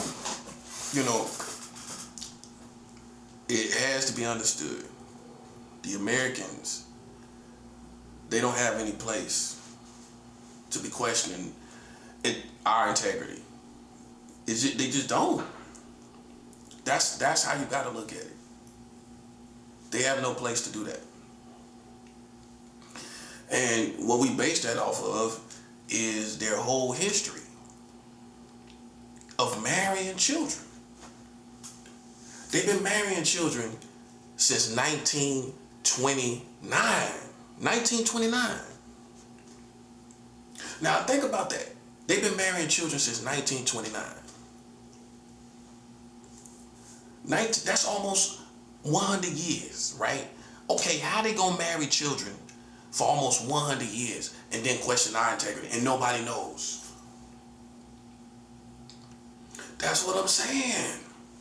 And then it would be one thing if it was like, okay, we don't have a renewed mentality. We don't presently feel this way towards children. But you can't say that when they pass new child marriage laws. They pass new child marriage laws. So that's the nails in the coffin. When they marry children presently, they made new child marriage laws July 1st, 2019. That was just what? 6 years ago. 6 years ago. Just 6 years ago. That was a year before COVID. 2019 was the year before COVID, right? How much more relevant can it be? They made new laws to marry children a year before COVID-19. Look at that.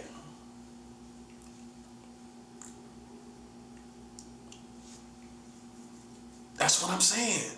Now imagine if they played with your integrity and you knew all of this.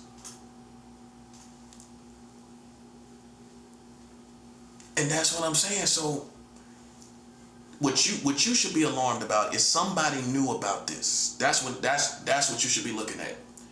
Somebody knew about this. Somebody knew while they was playing with my integrity that their country is marrying children. And then once they found this out, they didn't stop playing with my integrity, right? That's the liability right there. Once they knew they was marrying children, how you gonna still play with this person's integrity? This starts the revolution, because this is not a valid legal system. This is the only country in the world that does not have a valid legal system. I'm gonna explain this. This is a term I coined: a valid legal system. Invalid, right? It's invalid because you don't have an absolute right and an absolute wrong. You have to have an absolute right and an absolute wrong in order for it to be a valid legal system.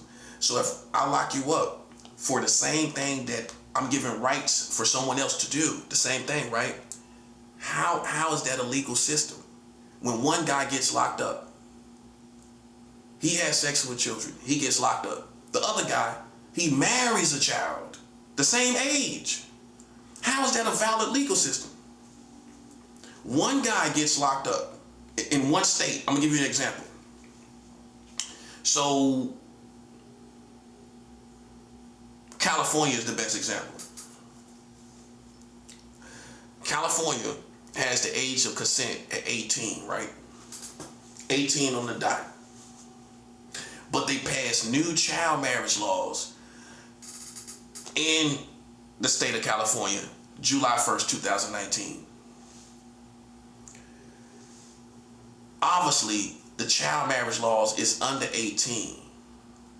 So that goes under the age of consent in the state of California, which is at 18. So they can marry children and engage sexually with people under the age of consent for that state, which is 18. At least 17, 16, 15, right? But if one guy does not marry a child and has sex with a 17-year-old girl, he's going to jail for statutory rape. This is all in the same state. He's going to jail for statutory rape because the age of consent is 18, right? So that means even if the girl is 17, her birthday can be in 5 months, he's going to jail on technicality. It's not going to be, oh, well, she was almost there. No. that person is going to jail on technicality. Okay, but in the same state of California, they can marry children younger than 18. But this other guy, he gets arrested for statutory rape. But if you married a child in California, you can have sex with a girl that's under 18. But you got to be married to her. But this guy over here did the same thing without being married to a girl. And because the age of consent is 18, he gets arrested for statutory rape. He's defined as a sex predator. But this other guy that marries a child, what is he? He's not a sex predator. He's not defined as a sex predator. He's defined as, a person that marries a child. He's not defined as a sex predator. Now you see what I'm saying. See, this is the result of white America not having to answer to anyone. That's how this got out of control. This is exactly how it got out of control. White America didn't have to answer to nobody. They didn't have to answer to nobody this whole time. This is why. The only reason America has survived in this whole time is because they got water on both sides. It's an island. So militarily speaking, they can't be invaded on the East Coast or the West Coast without without the military seeing them coming, right? That's the only reason this country has survived in war and invasion. If they was in Europe, you're surrounded by on all sides. You get invaded. That's why any country in Europe, they can tell you how many times they've been invaded. 10, 20, 50 million times. America is only as powerful as it is because it's basically surrounded on water on both sides. That's what it is. And under the south of the part of most of the south of it. On 3 sides. Look at that. That's what it is. If it had land on all, if it was covered with land all around, it would have been invaded and overtaken by now. That's the truth. That's the truth. So it's an invalid legal system. It is. It's an invalid legal system. So if you have an invalid legal system, all we had to do was bring that before America, and we could have shut this down. We could have shut down the system and been done with the system and start all the way over where there's no racism, there's no racism in the laws and all of this stuff. See, one of the original plans could have been that we could have done away with the system. Once we seen it was invalid and people was being locked up and defined as sex predators, but then these other people that marry children were not defined as sex predators. You got to get rid of that. One side is defined as sex predators, the other is not. They marrying children. What is that? That's statutory rape, basically, or whatever else they want to say it is. That gets defined with being with a child sexually. It's all of that. But it doesn't get defined as that, does it? No, that's what I'm saying. So if one person has to have gets demonized as a child sex predator, the other guy marries a child. Look at that. He doesn't get demonized as a sex predator here in America. But then the police is quick to talk about sex predators here, sex predators. What about child marriage laws? I've called the police and educated them. Not snitching. I educated them. And you know what the police told me? Thank you for this information, sir. The police don't even know. I've educated the police. You would feel like you was in the Twilight Zone. How the police don't know about this? Think about it.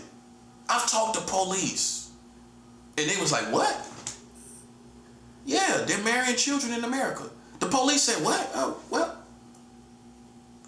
What would you think? What would you think if you was me? If you find that the police that's supposed to enforce laws, right? That's who America would think I'm running from, right? Okay, I talk to them face to face, man to man. about them marrying children in America, and the police didn't even know. What would you think? This is a race war. This isn't about this man being because we do the same thing.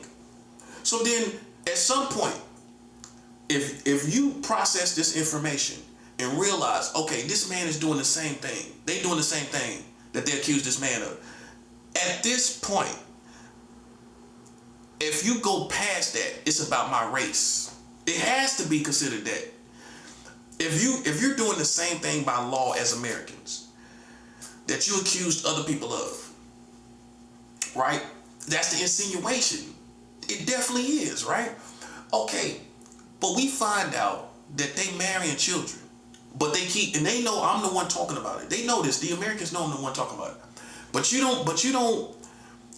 don't stop challenging me and playing with me because you're mad because I got them. You know, they mad at that. That becomes a race war.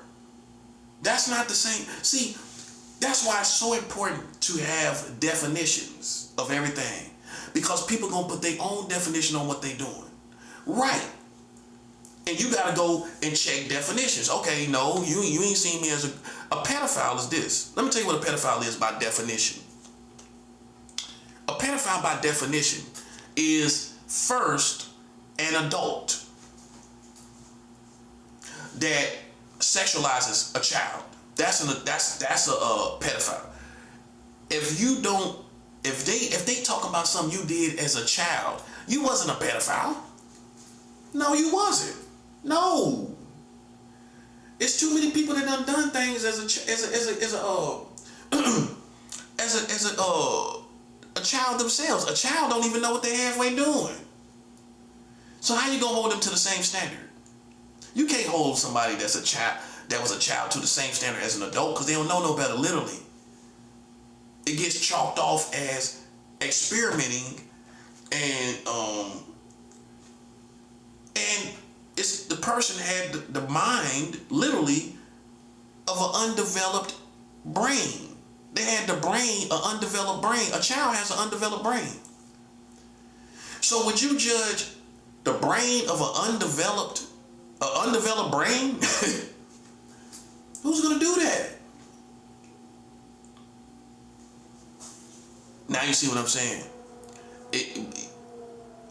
Our own people started this, right? But white people blew it out of proportion, made it into a whole big game. They did that, and nobody. All they want to do is point out that black people started it. I am very aware of that. I'm very aware of that.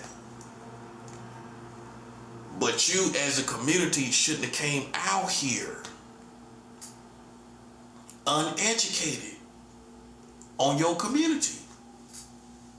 And that's what I'm talking about. And all I wanted was a bag. All I want is my money. That's the conclusion. I talked about it, but people laughed me to a scorn. You know what I'm saying? Because they didn't want to accept it. Then I seen them try to get rid of some of the child marriage low key, right? They tried it because it was up to 45 states. Now it's 33, right? 34, right? It was 45 states. And then they kind of got rid of some of it. You know what that means to me? They tried to quietly get rid of it. No, it don't work like that. You got to quietly get my money. You got to quietly get my money. I want money. That's right. That's right. I want my money. You would too. Think about, oh, he's cool. That's not good enough. See, they're not looking at how I feel and what I've been through, which calls for money. And see, it's too many people that just don't want me to have it, man. That's just what it is. But I definitely deserve that money, man. I definitely deserve my bag, man. See, it went beyond just being right and wrong to where now I'm flipping things around and they owe me money. They owe me money now. That's just the truth. They owe me money. And that's how I look at it. They owe me money, and just saying sorry You know, this community is just saying sorry. Nah, that's not good enough. You know, and that's how I look at it. So, you know, man, it's just like, you know, what would you do? What would you do in this situation? They played with your integrity this whole time. They played with you, and then they supposed to just walk away. They supposed to just walk away from me. No. And see what everybody dragged themselves into. You realize they married children. That's facts. That's facts. So what we supposed to do? Just let it go. Let the Americans go. Let them go after years and years and decades of marrying children. They can't believe it. Nobody can believe it. I couldn't believe how far it went. It goes so far that they was marrying, they were having sex with 7-year-old girls by law. Right? 7-year-old girls in the state of Delaware in the year 1880. It's part of their history. See, some people say, oh, well, that was a long time ago. No, we don't look at it like that. We look at it like it's a whole timeline. That these people have the world record in America for having sex with 7-year-old girls. Right here in America. Nowhere else they was doing this. 7. And you don't think they did anything? Of course they did. Of course they did. These people are guilty of having sex with 7-year-old girls right here in the United States. That's the world record. That's the world record. This is a world record. This is a world record. Nobody else passed this record. It either goes to other ages higher than that or no age, which means I'm leaving it to your discretion. I'm not giving you an age to say this is what we feel is acceptable. When I give you an age, they're saying this is acceptable. America said at one time 7-year-old girls was acceptable for sex by law. By law. And that covers all age brackets. Once I went to 7, that's basically the lowest level right there. That's like the first bracket. 7 years old is in the first bracket of children, right or wrong. Yes. I would say up to 10 years old is the first bracket. Infant to 10 years old is the first bracket when we talk about sexuality. Then you go from 11 to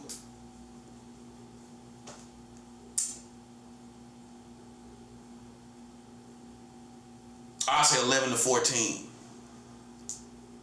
Right? That's the second bracket. And then from 14 to 17, that's the third bracket. That's 3 brackets. Okay? And America has been in the first bracket, having sex with 7-year-old girls, man.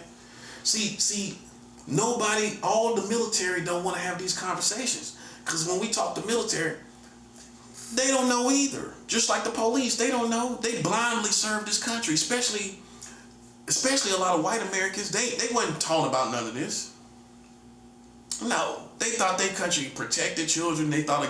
So what you have is those who know and those that don't know, and they represent 2 different types of America. That's why it's like a revolution. Because you live this way, like we all did this way when we protect children so long, right? You thought the whole country was doing it. They wasn't. So that becomes a whole different country, a whole different type of American than you. Those people are totally different people than you. That's a whole different America than you. That was bred to believe that you protect children, right? You believe you protect children. The American government is marrying children. The American community is marrying children. So then you have 2 types of Americans. You see what I'm saying? And that's where the conflict starts. People who felt like we thought we was always protecting children. Then we find through the prophet, we marrying children. No. Hold up. That can't be overlooked. No. And all I was asking for is my money. But you know what? some people ain't gonna feel happy about that because they gonna look at it like, well, we still liable. We don't get nothing out of it. We still in trouble. And see, like a child, they not gonna get my money because you know you're still in trouble. You know you still got things to answer for. It don't set you free by just giving me my money. No, you still got things to answer for. Why these people been marrying children this whole time and had us under the impression that they was protecting children and then made new child marriage laws. That's what got me messed up. Donald Trump was right in the White House. Donald Trump was in there. So Trump can't even have this conversation. No, he can't. No, he can't. What he gonna say? Ain't no excuse. Ain't no excuse. So the only thing they can do, man, like, I don't know what to tell you, man. I don't know what to tell you. See, only thing I can tell you, you can't go around doing everything you want to do and how you want to do it. You can't go around playing games. It's life. It's the real world we live in. It's the real field, man. You can't come out here in the field playing around people and then they was marrying children.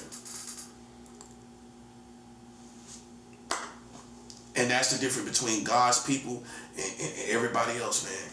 God was gonna let me know. You think God gonna have me slipping out here? God gonna sit me down. Oh, look at this. Look at this. I'm like, wow. After all they've been talking about with these children, God set me down and showed me they was marrying children in this country, man. That's what I'm saying, man. And then if no one says nothing about it, we look at that as a race war. That's how I look at it. I do. Yeah, I do. I do look at that as a race war. I do, man, because you been doing the same thing the whole time, and you thought you're not responding to your information about yourselves, and to me that's a different standard for a black man versus America. America can do anything, but a black man, he gets crucified. Some people will call this a modern day lynching. Everything I went through is a modern day lynching. Like some Emmett Till kind of stuff almost. It is. Think about it. It's almost like this Emmett Till situation. How it ain't? How is it not like Emmett Till? Where you're using the community to like lynch me basically. Like I done something and then you couldn't prove it, and then all you got is testimony in the 2026. That's not good enough. Tell the Americans testimony alone is not good enough. It's not. You gotta have receipts. You gotta have evidence. You gotta have your ducks in a row.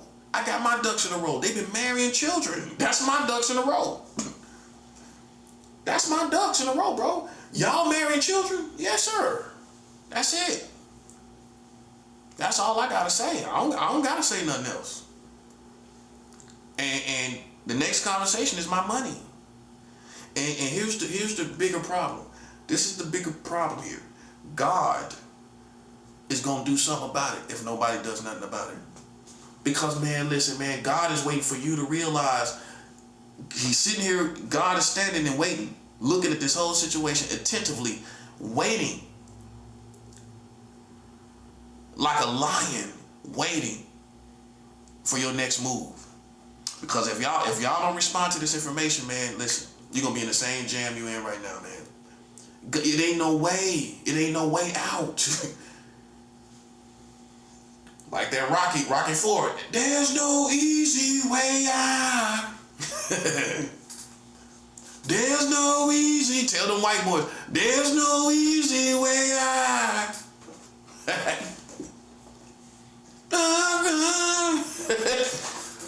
There's no easy way out. I'm serious, man. It's no way out, man. It's no easy way out. But see, cause I'm black, they think, oh, we can just, sweep him under the rug. Sweep him under the rug. Just dispose him. That's the mentality. It's easier to try to get rid of me than face the truth.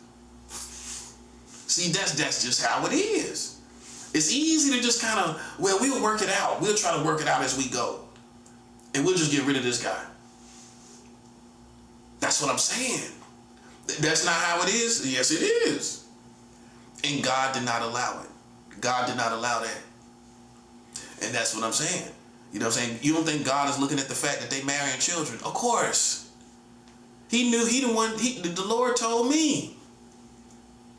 How do you think I found out? And nobody else don't know. Because I have a real relationship with the Lord. The Lord showed me. The Lord showed me. This is what they're doing. Once I got settled down in the last apartment I was living in, that's what I found out right here in New York. Fasting, seeking the Lord. I ain't find out right away.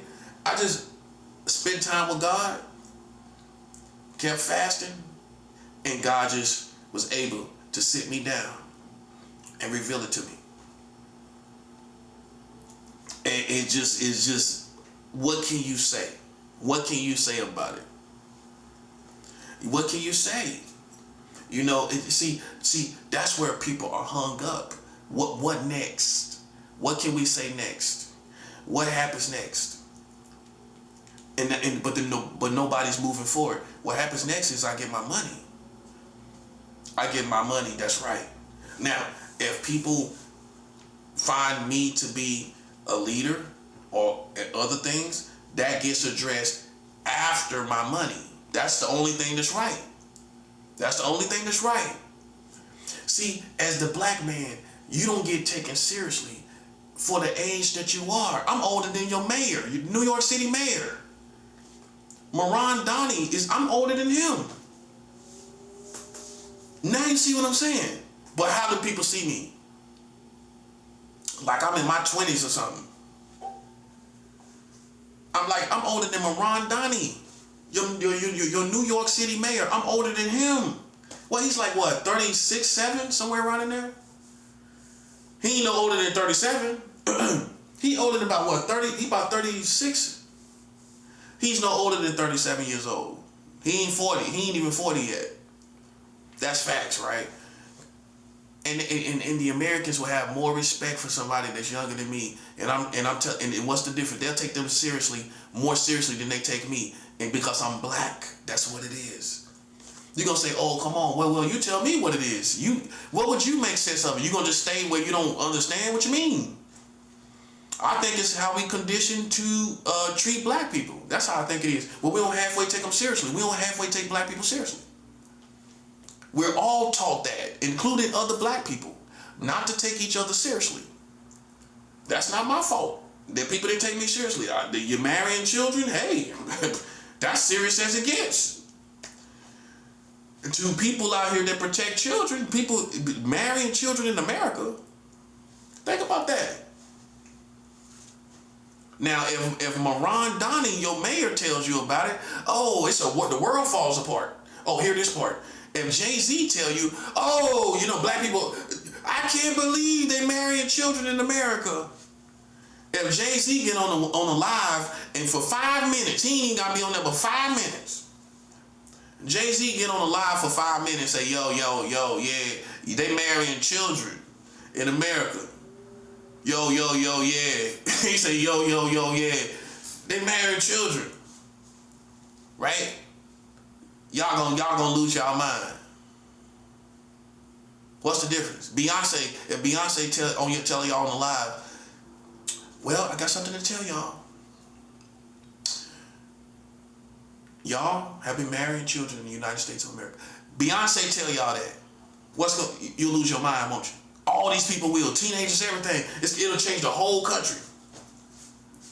But Beyonce nor Jay-Z, they didn't tell you, did they? See, all I'm trying to show you is how they didn't take me seriously. And the reason why they didn't take me seriously because I'm black. If you just listen to the information that I'm saying, how can you not take it seriously? Based off the strength of the information. It's not a game. It's not nothing to play with. It's serious. So how they can't take it seriously? because it's who it's coming from. I guarantee you that. If it came from Trump, it would start a civil war right now. If Trump say, yeah, they marrying children in America, if he said it, you see how powerful this information is. That's why the prophet gets in all these situations where the devil don't want me to come out to the people.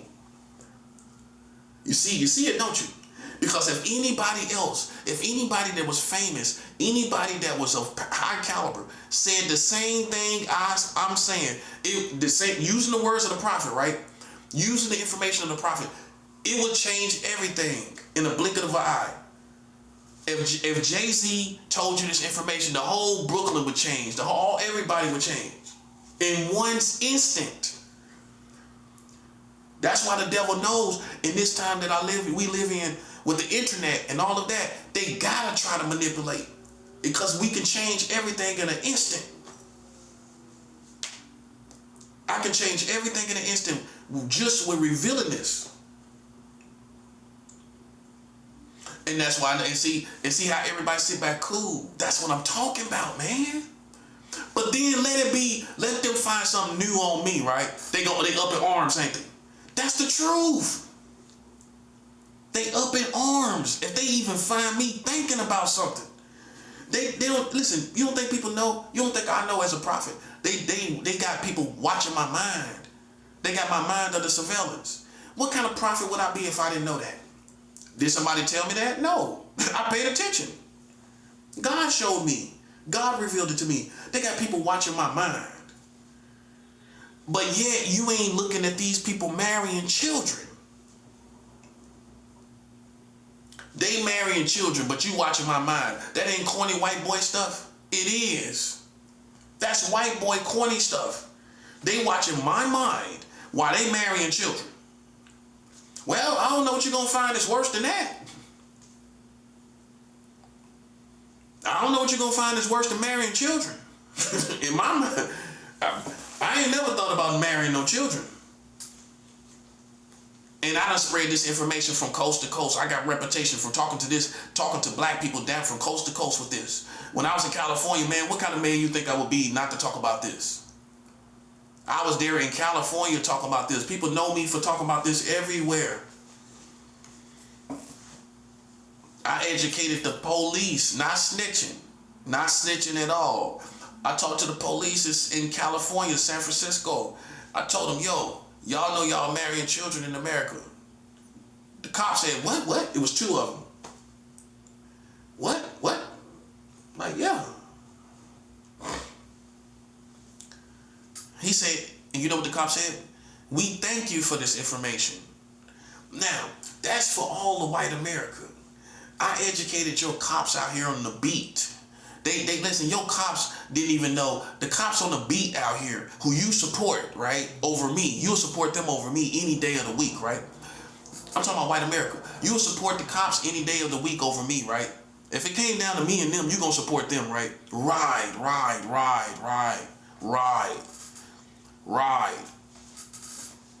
I educated your police in America.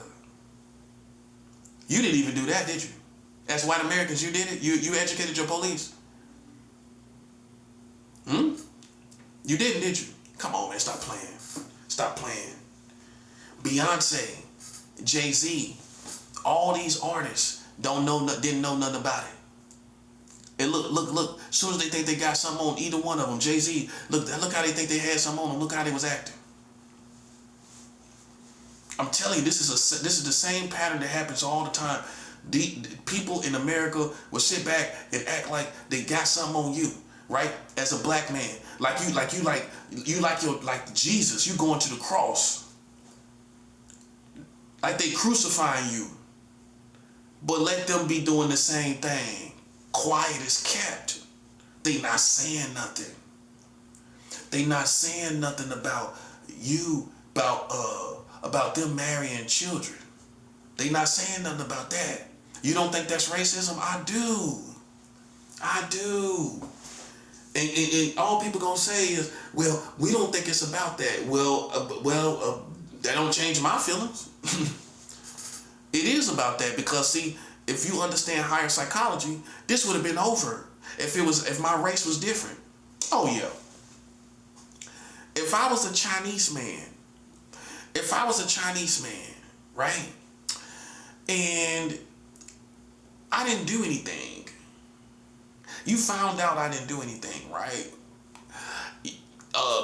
You telling me you would still be messing with me as a Chinese man? If I was a Chinese man and I start talking about child marriage, you gonna say, leave that Chinese man alone. Black people gonna say that. Leave that Chinese man alone. Leave him alone. He ain't done nothing. We seen him with a woman. We seen him with two women. We ain't got nothing on him. We ain't got no evidence on him. We gonna leave the Chinese man alone. And then he talking about marrying children, America marrying children. We leaving the Chinese man alone. We don't got no interest in that. That's black people. White people would do the same thing. We gonna leave them alone. Because in a funny way, the Chinese man is unfamiliar with your culture and your community in the social aspect. The social aspect, the Chinese man, I'm keeping it 100, he don't really fit into the social aspect of white America and black America. Not really. So then that plays a role and an influence when you let it go. But if it's a black man, you keep him in the politics a little longer, don't you? Yes. If it's a black man, I stay in the politics a little longer. If it's a black man, they play games a little longer. But if I had been Chinese, I guarantee you, because of the Chinese man being on the outside of the social aspect of America, he would have been left alone long time ago, because you halfway overlooked the Chinese man. You halfway overlook him, right? So imagine if he came into your politics, you ain't gonna find much interest in it. Not for too long. Once you find out he got a woman, he done been with multiple women, okay, boom, got that covered. We understand his sexuality.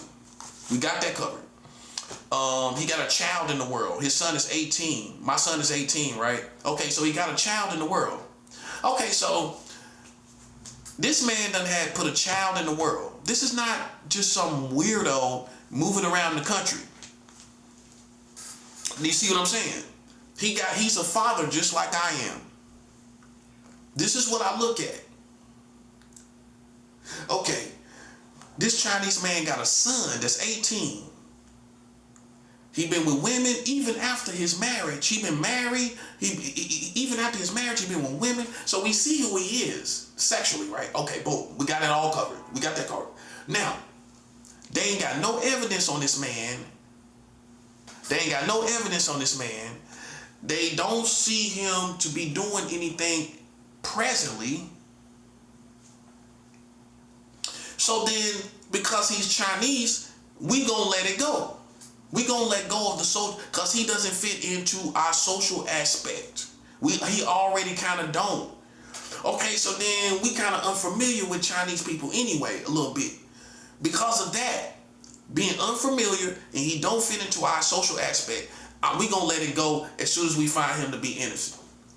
But because I, as a black man, fit into your social aspect in a mega way, people halfway find this as entertainment because of who I am as a black man. Okay, I'm a charismatic person. You know what I'm saying? That adds the fuel to the fire, really. Because people like to sit back and see me articulate myself about these situations. That's the truth. I know that. Man. And so it becomes, when the black man is involved, it becomes a form of entertainment for many people. So then think about it. You ain't gonna want that to stop. You ain't gonna want the entertainment aspect to stop. That's what I'm trying to show you. So somebody's gonna manipulate to keep it going.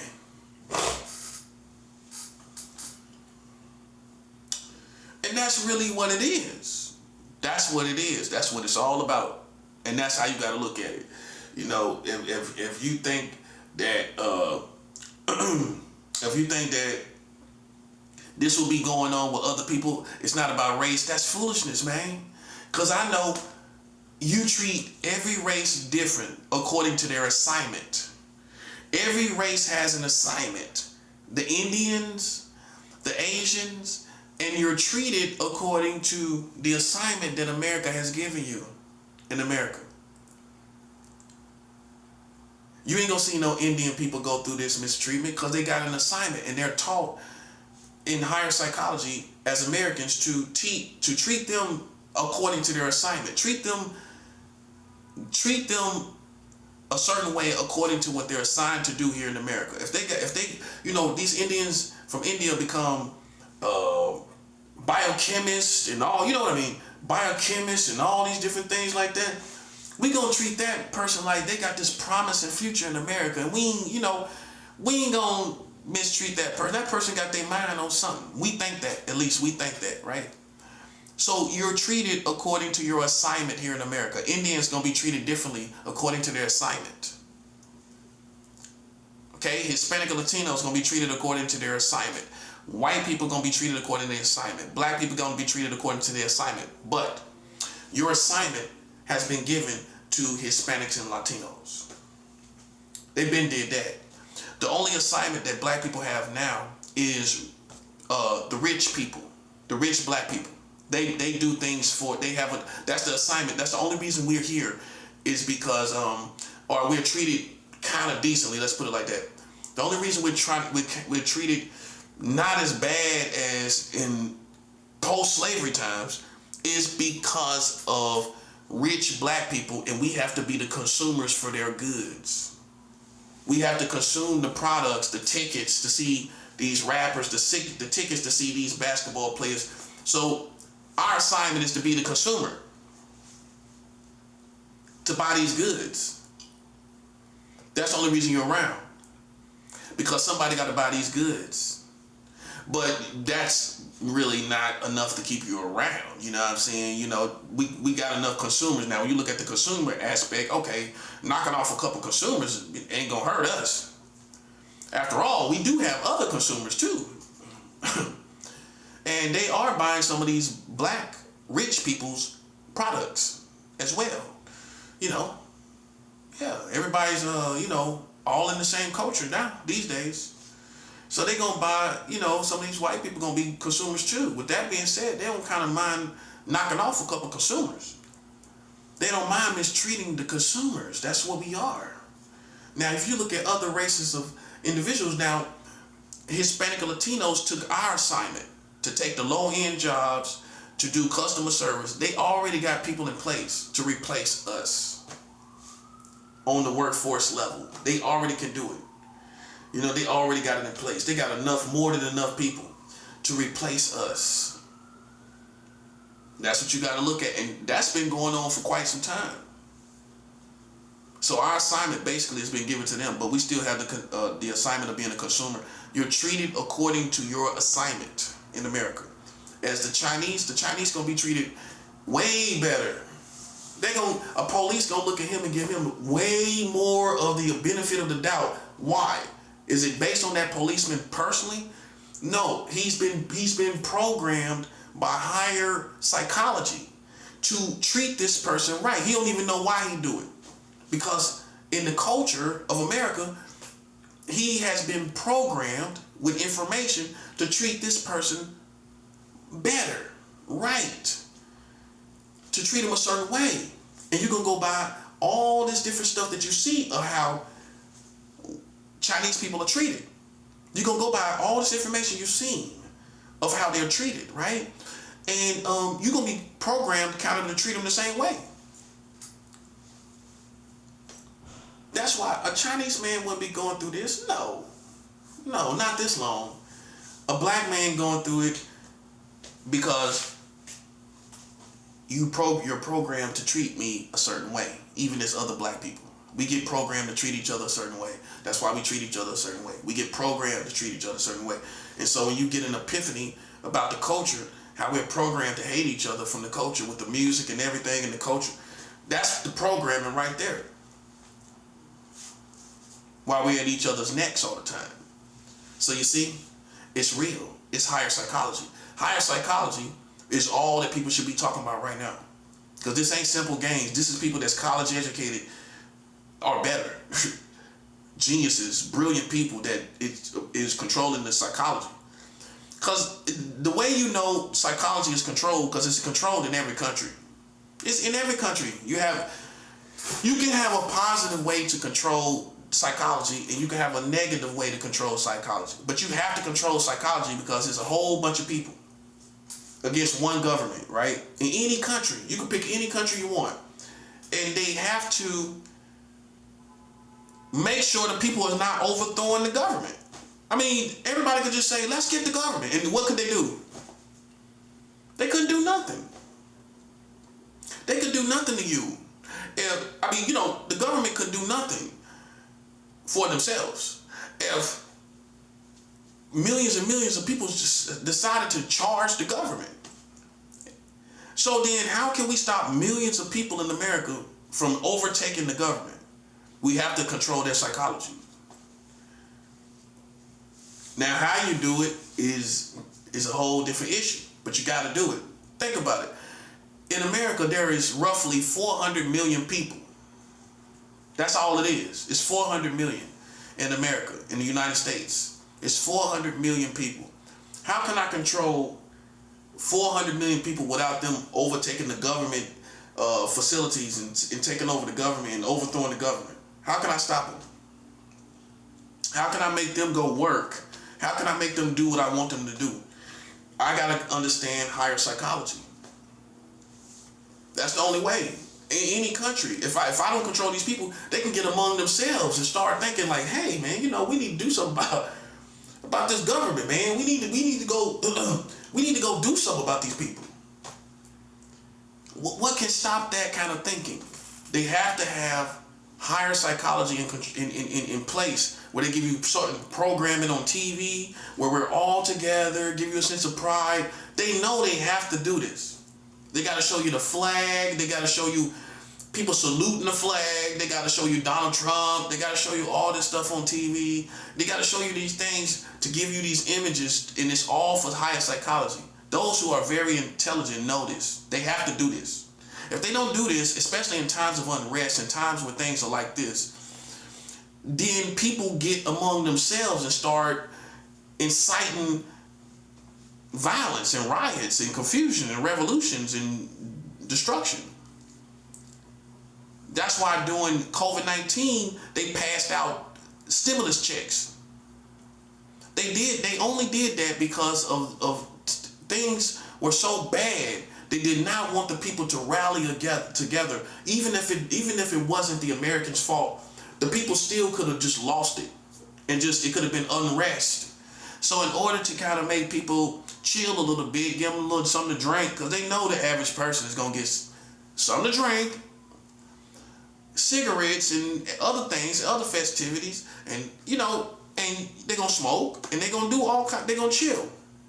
So that's really what it was about. The stimulus check was really, it wasn't even about stimulating the economy. I mean, you could say two birds with one stone, but more so it was about conditioning the people not to have civil unrest, to make sure it wasn't civil unrest in America. That's all it was about. And I can say I survived without a stimulus check. I ain't getting no stimulus check. I tried or whatever, and that might be because of, they already targeted me and everything. I put my little information in. I couldn't even get no stimulus checks. So while everybody got that, I didn't even get it. And it's kind of good. I'm kind of glad because it didn't influence me. You know what I'm saying? A lot of people are still influenced by them stimulus checks. That's why you didn't really turn on America. That's why you didn't really turn on nobody. You didn't turn on Donald Trump because you remember them stimulus checks. See, that's the power of higher psychology. If I send out this money, it's not just the power of money, it's the power of higher psychology, because if I send out this money, it ain't a lot of money, but you know what it's gonna do? It's gonna make you sit down. It's gonna make you just kind of be cool on the government. You're gonna then change. You're gonna change a little bit and say, well, you're gonna kind of have a heart for the government. You're gonna have compassion on them and what they going through, right? But if you don't give us no money, you don't do nothing, and then all this new virus is out, some people will just trip. They'll bug out. They don't know what the future's gonna hold. They don't know if this is gonna kill the whole country. So they had to put something out there. You see what I'm saying? To give people comfort during those times. They gonna always do it like that. But see, it's no comfort right now with this child marriage. So that's why Trump, the government, they'll help everybody else but me. You know why they ain't helping me? Because they despise me for talking about this country marrying children. And in this case, you can't even say it ain't what you do, it's how you do it. We wouldn't have a problem with if it was done the right way. That's a lie. It ain't no right way to tell you that your country is marrying children. It's no right way to do it. And people gonna take it a certain way anyway, no matter how you say it. That you're having sex with children. That's the only way it's gonna be taken. Bottom line. Bottom line is it's the only way it's gonna be taken is that you marrying children. That's it.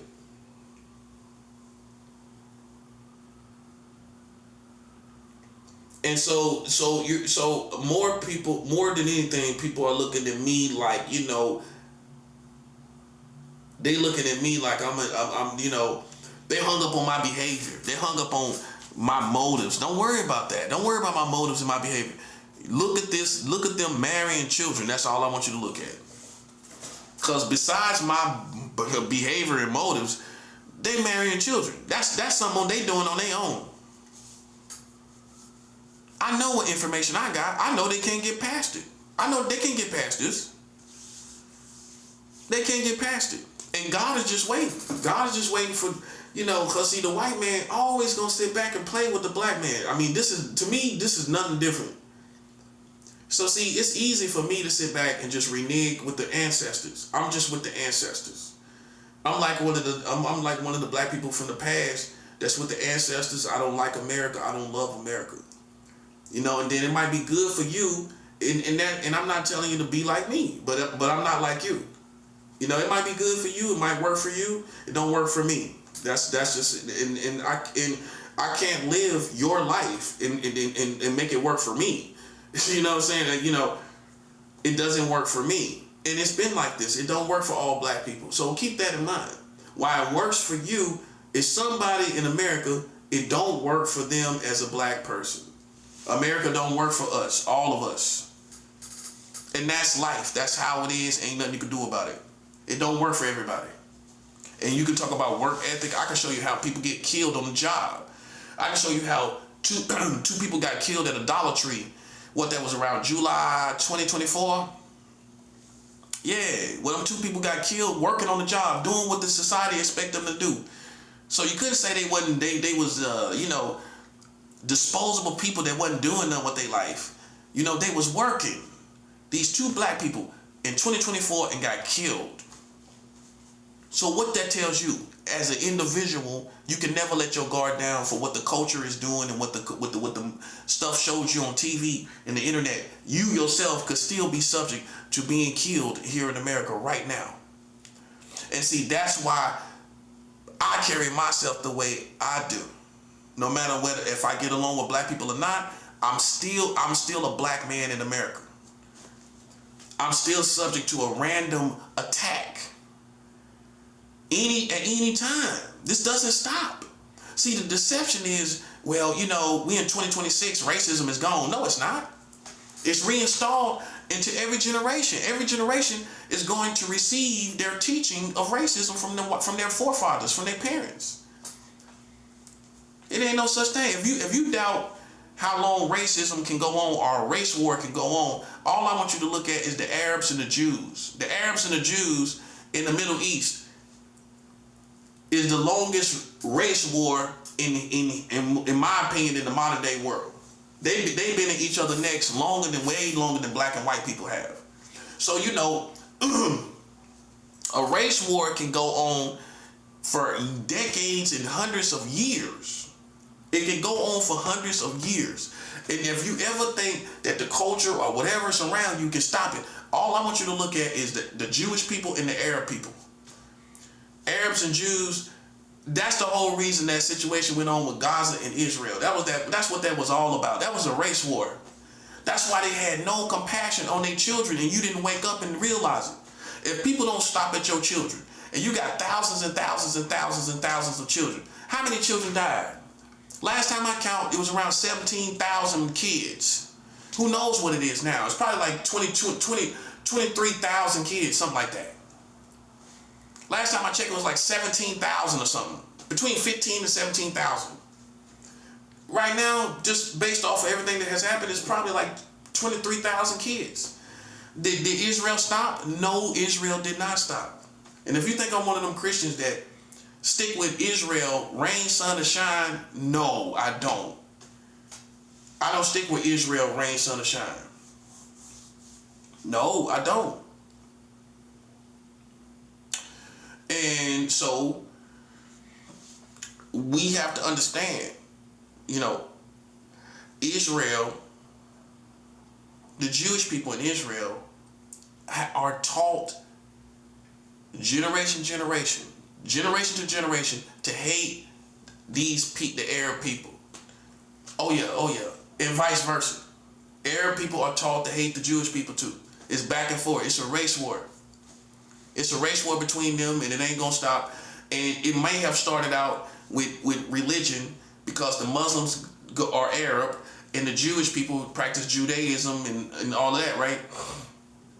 So it started out, I would say, foundationally with Muslims fighting Judaism and Judaism fighting Muslims, vice versa, back and forth. But then you put a race with the religion, which is just common sense. I mean, the Arabs, most of them are not going to be Christians, right? We know that, right? Most in the Jewish people know that. So they begin to put a race to the religion that they hate, which is Islam. They hate Islam. They know most of the Arabs is going to be Muslims. Okay, so then you begin to hate the race that's identified the most with this religion. And that's how their race war started. It was more that than anything. It was the religion. It was the Muslims and those who practice Judaism and going back and forth. That's what it was. But now there's just hate for the races that are associated with these religions between the two. They just look at the Arabs and they know they Muslims. They look at the Jews and they know they're practicing Judaism. But it's a race war. That's what it is. That's why they had no compassion, and people didn't pay attention to it. Why are they not having no compassion? Because it was a race war. Now it makes more sense, don't it? They just cutting off food for the people, shooting the people, running for food. That's the worst way to die. Out here running, trying to get something to eat. And just die like that. That's the worst way to die, man. That's one of the worst ways to die. Okay? Why they didn't care? Why they seem like they didn't have no compassion? You can look at them and tell. Because it was a race war. That's what it was. And how we know for sure, they didn't care nothing about their children. Look how they didn't care about the children. Only a racist person is going to be like that. Only a race war is going to be like that, behave like that. They have no compassion for the children. They just focus on the community. Instead of finding Hamas, you heard more about the community than Hamas. You heard about Hamas 1/3 of the time. Right or wrong? That's about right? Not 2/3 of the time. 1/3 of the time of this whole situation. You heard about Hamas here and there. Them killing some commanders, always these commanders, right? Killing some random Hamas commander. How they got all these commanders? I don't even know if we should believe that. They're killing all these Hamas commanders. I don't know if I believe that. I don't know if I believe it. They're killing all these Hamas commanders, right? Okay. I don't know how much I believe that. And so, you got to look at it like, man, put everything in proper perspective. Be like the old America back in the hippie times when people question the government, they question the community. Back in those times, in the hippie times, man, even white America was way better. They was more cooler. They did not ride with America. They just looked at things for what they was. See, that's how white people and black people start hanging out, man. Like around Woodstock and after Woodstock and all of that stuff, They start hanging out. They start getting on the same page. They start getting on the same page, man. They started to realize, man, this country isn't what it projects itself to be. You gotta stay like that, man. You know, we ain't no allegiance to. I base my allegiance on principles, on what is done and what is not done. That's what I base it on. You know, these people out here playing around me, and we know they are. So how I supposed to look at it? I'm supposed to look at it like it's not about race, it's about children. Well, if it's about children, why y'all marrying children? Make it make sense. Why you're not responding to this information that I'm talking about? If it's about children. That's foolishness, man. It's not, listen.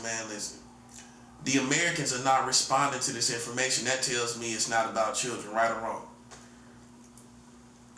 Right or wrong. Yeah, if they not responding with the same energies, because they play themselves. Now, you know, you find a black man to take anything we take interest in, and I'm not being racist when I say this, but anything we take interest in, we excel exceptionally. If I take interest in politics, I'm gonna excel exceptionally. That's the truth. That's the truth. I'm gonna excel exceptionally. That's all it is. You know, I apply myself to politics. Since Obama, I'm gonna tell you, when I first started looking at politics was Barack Obama. Once I voted for him twice. So I put Barack Obama in the White House twice. I can actually say I voted. Some people can't, because you know you did felonies, you got convicted as a felon. You couldn't vote. I didn't get caught as a felon. I'm just saying. For the felonies that I did do. So I was still voting. I still could vote. I voted for Barack Obama twice. Since then, I always looked at politics. I always looked at CNN. I always kept my eyes and ears open for it. You know, since Barack Obama. So that's when I started taking interest in politics. I didn't totally, you know, before that, you know, CNN, I ain't watched no CNN. There was no reason to. It was white people on there. They wasn't really talking about my language, and I ain't find no interest in no politics. Then Barack Obama got in there. He kind of was talking about something. Then I started listening. Since then, after him, I just still paid attention. I still watched politics. I still watched that's how a lot of black people start getting into politics after Barack Obama. Before that, we ain't pay no attention to no politics. You know, we'll watch the wars and all this the catastrophic stuff that happened, like the invasion of Iraq and all that kind of thing. I watched that as a young man. 9/11. I was 20 years old when 9/11 happened. You know, so I was a young man. That's why I see my generation. We're more inclined to go into warfare, to be militant minded. You know, because I was only 20 years old when I seen 9/11 happen. I was awake. Because I was living with my grandmother, and we get up early, you know, to eat breakfast and everything like that. You know, I never laid around in my grandmother's house until all day and all that. And, you know, now I kind of lay back a little more. But back in the day, man, you know, I get up early, eat breakfast, everything. So my grandmother was already up. I'm used to getting up. And I seen 9/11 right before, live on TV. I was up. Some people wasn't up. They woke up after it happened. I was sitting right there watching it live on TV. I was 20 years old when it happened. So then I formed my mentality like it's a war. I didn't know who the enemy was. I didn't necessarily say who the enemy was. It just is a war. But I knew America was gonna be part of being the enemy in there, man. You know, us as black people, we always thought that way. We just always did. So when we get personally attacked individually, you know, what you think we gonna do? We gonna renege on all our feelings for America, and we gonna get in the trenches and go to war. It's easy white America is not used to this mentality, because it's not the same experience. We don't live the same experience as you do. We're taught that this is the enemy. We're taught that you fought us, you fought our ancestors. Think about that. You get taught this way. And then when your time comes and this same thing happens to you, what you think you're going to do as an individual now? It might not happen to the rest of these folks, but it happened to me, right? So what I'm going to do? I'm going to side with the ancestors, with their worldviews and everything about America. See, you're not used to doing that because, see, you're patriots of America as white people. So when you go to war with America or you have an injustice, you still gonna stand with America. You still gonna find somebody in America to stand with, right? Right. You're gonna find some camaraderie among some of these Americans. A black man gonna feel like it's me against America. You know what I'm saying? Like, because that's what happened with the ancestors. You know what I'm saying? That's basically what it is. And you can say some people stand with me, but come on, man, put yourself in my shoes, man. Do you think I'm gonna really feel that way? You know, no, I'm not. I'm not gonna feel that way. I'm gonna feel like I'm being done just like my ancestors were being done. And it don't matter what's going on in the world, because this is my experience in America. This is my experience. It don't matter what's going on in America. You can show me all these rich people that's black with money. It's not my experience. I'm not hating on it. It's just not my experience. So like I said earlier, I mean, that's good for them. That's what they experienced, but I'm over here with the ancestors. I became one of them people that's going through the same stuff my ancestors went through. Literally, man. So then we are able to renege easily on our feelings about America. And it don't matter what you show me, because I'm going to look at my individual situation. That's what I'm going to look at. They're going to try to show me the culture and all this, how we got money and mayors, black mayors and black governors and all, but still, that's not my experience. And that's how it gets tricky. All black people don't have the same experience in America. We don't have the same experience. So you got to speak for yourself. You know what I'm saying? And you got to stand up for yourself. And you can't go alone looking at other people like you window shopping, looking in the window and what other people experiencing. That's them. That's not you. You out on the sidewalk being rained on. You know what I mean? You ever seen a movie where somebody's standing outside a restaurant and they're being rained on? I mean, yeah, that's us. Okay, people over there doing good. That's great. But I'm out here in the rain. See, this became a situation of justice, man. That's how I see it. For me personally, it became a matter of justice. That's it, man. I mean, you know, people want to pinpoint. I don't really care about pinpointing who's who and all that. I really don't care. I care about my money. That's all. I don't care who get the money. I don't care where it come from. That's all. That's all I've been talking about. But at some point, you got to move forward. I got to move forward. I can't just keep talking about money every single year. Then I start practicing insanity. Doing the same thing, saying the same thing, expecting something different to happen. I got to proceed forward. But, you know, I just bring it up every once in a while for people to know, man, you know, where my head was at for X amount of time. I just wanted my money. That's it. That's all. Once I realized they was marrying children, you know, I'm on a bag. Yes, sir. Yes, sir. I want a bag. Go ahead and cut that check. Because, see, whether I get along with these other Americans or not, real justice is going to say, I don't care if he get along with other black people or anybody, because we're wrong.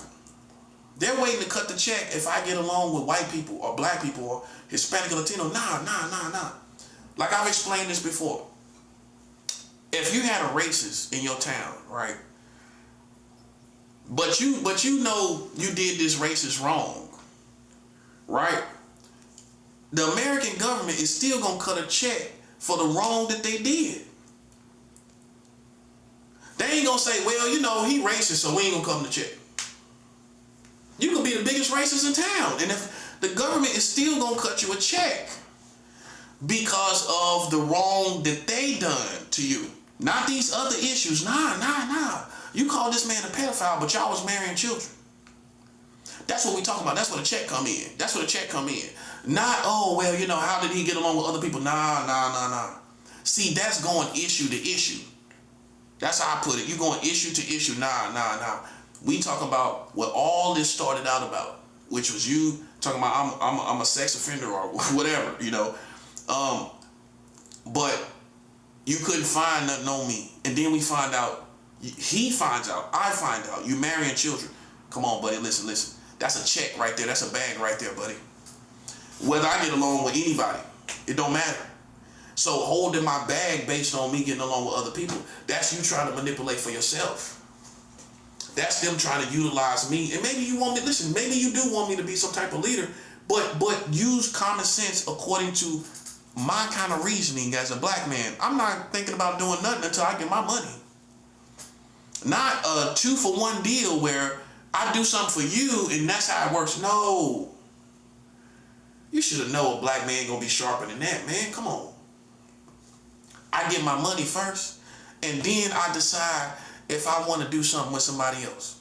I decide if I want to help people. Think about that. That's how you would be too. Let me get my money first. Then let me sit back and let me relax for a minute and sit back and think for a minute and decide for myself. Not trying to manipulate this whole situation where I don't get my money, my bag hangs on to whether I want to do something with the Americans or not. You see what I'm saying? I'm too sharp for that. You should be smart enough to say, let him get the money first and see, and let him eat good, let him chill for a little bit. You know what I'm saying? Sip some wine, some table wine, relax for a little bit, then let him experience this whole new reality. Not jump into this reality of doing stuff for you after I've been in this messed up reality. Let him experience this reality of just enjoying his life for a little bit, right? And you know, he might even do wherever. He might take a vacation, move around, other stuff, you know. But I can't make no guarantees, and I ain't gonna ever say I'm gonna make any guarantees about anything I would do, because it's so much that has happened, man. You know, that's just common sense, man. I can't make no guarantees. Nope. And see, that's how we find out who really serves justice, because justice is gonna be served whether I do something for y'all country or not. That's real justice. But see, it don't involve anybody else but me. You see, that's what I'm saying. So people got to come in and manipulate a little bit, you know what I mean, and to where it involves everybody. Everybody gets something out of it. Nah, that's playing me. That's how I feel.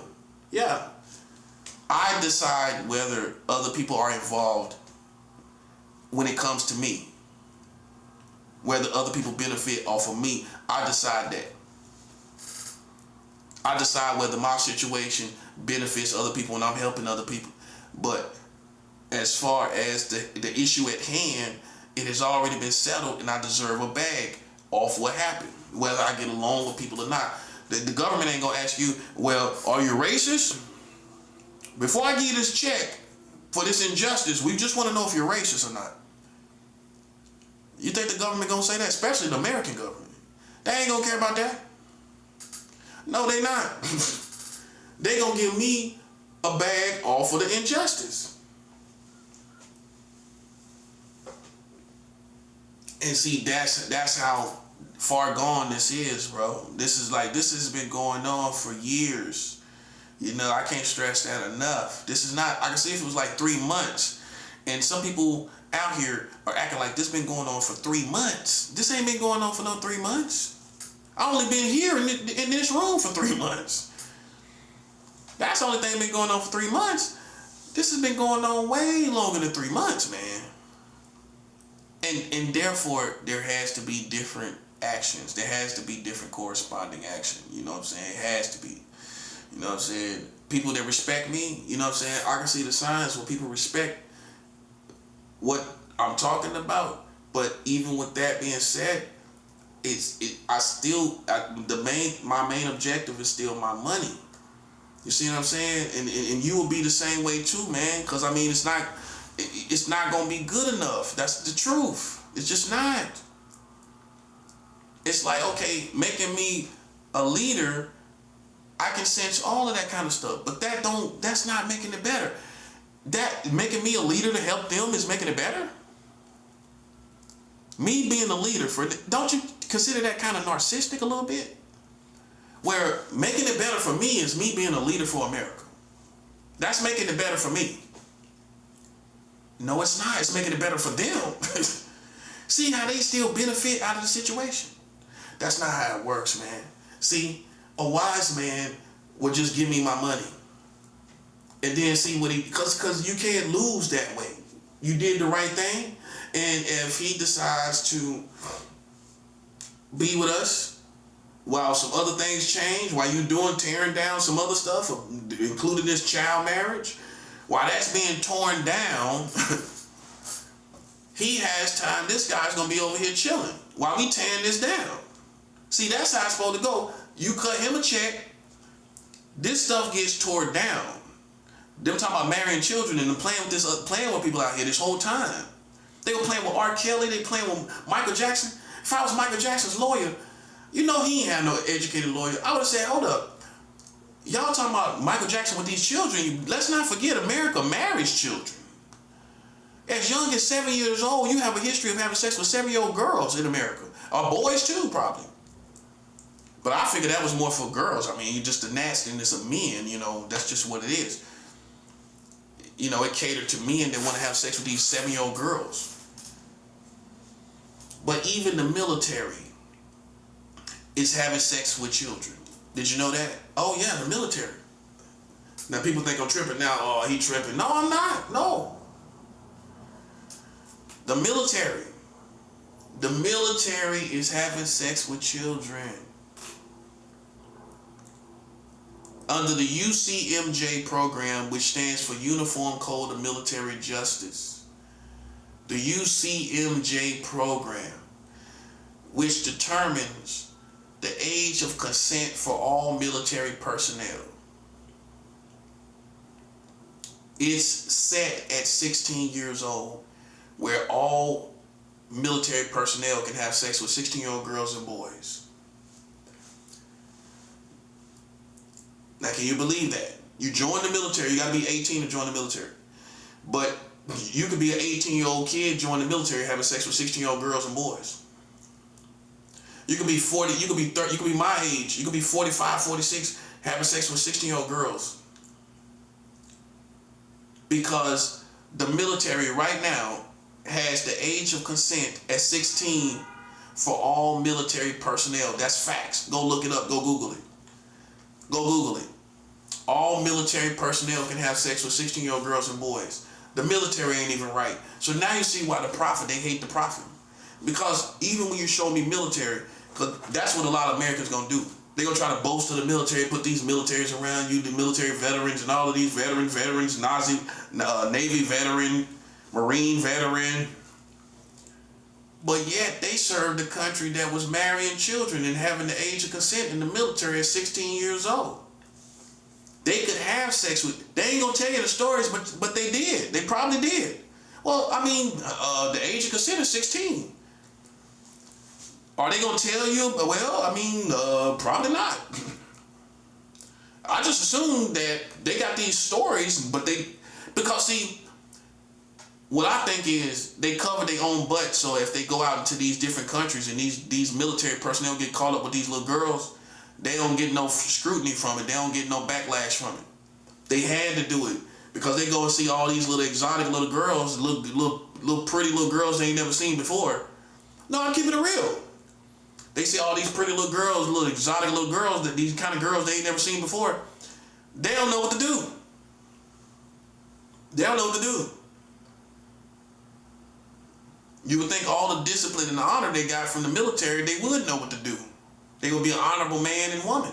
But look, they put the age of consent at 16. I truly believe because when men tour all around the world, and particularly men more than women, they want to make sure they don't get no consistent backlash for them having sex with these young girls that they see all around the world. So to cover their butt, okay, we're going to kind of meet you in the middle at 16, okay? That's reasonable. Okay, so even if you see something, okay, you can pick 16 among that, what you see. You see what I'm saying? Okay, you see a little something, okay. You ain't never seen these girls look like that.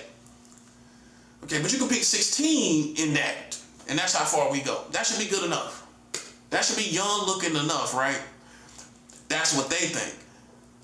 And then I can show you how the age of consent is at 18 in Florida. In Florida, it's better than the military as far as the integrity with these children. Florida, the state of Florida has the age of consent at 18.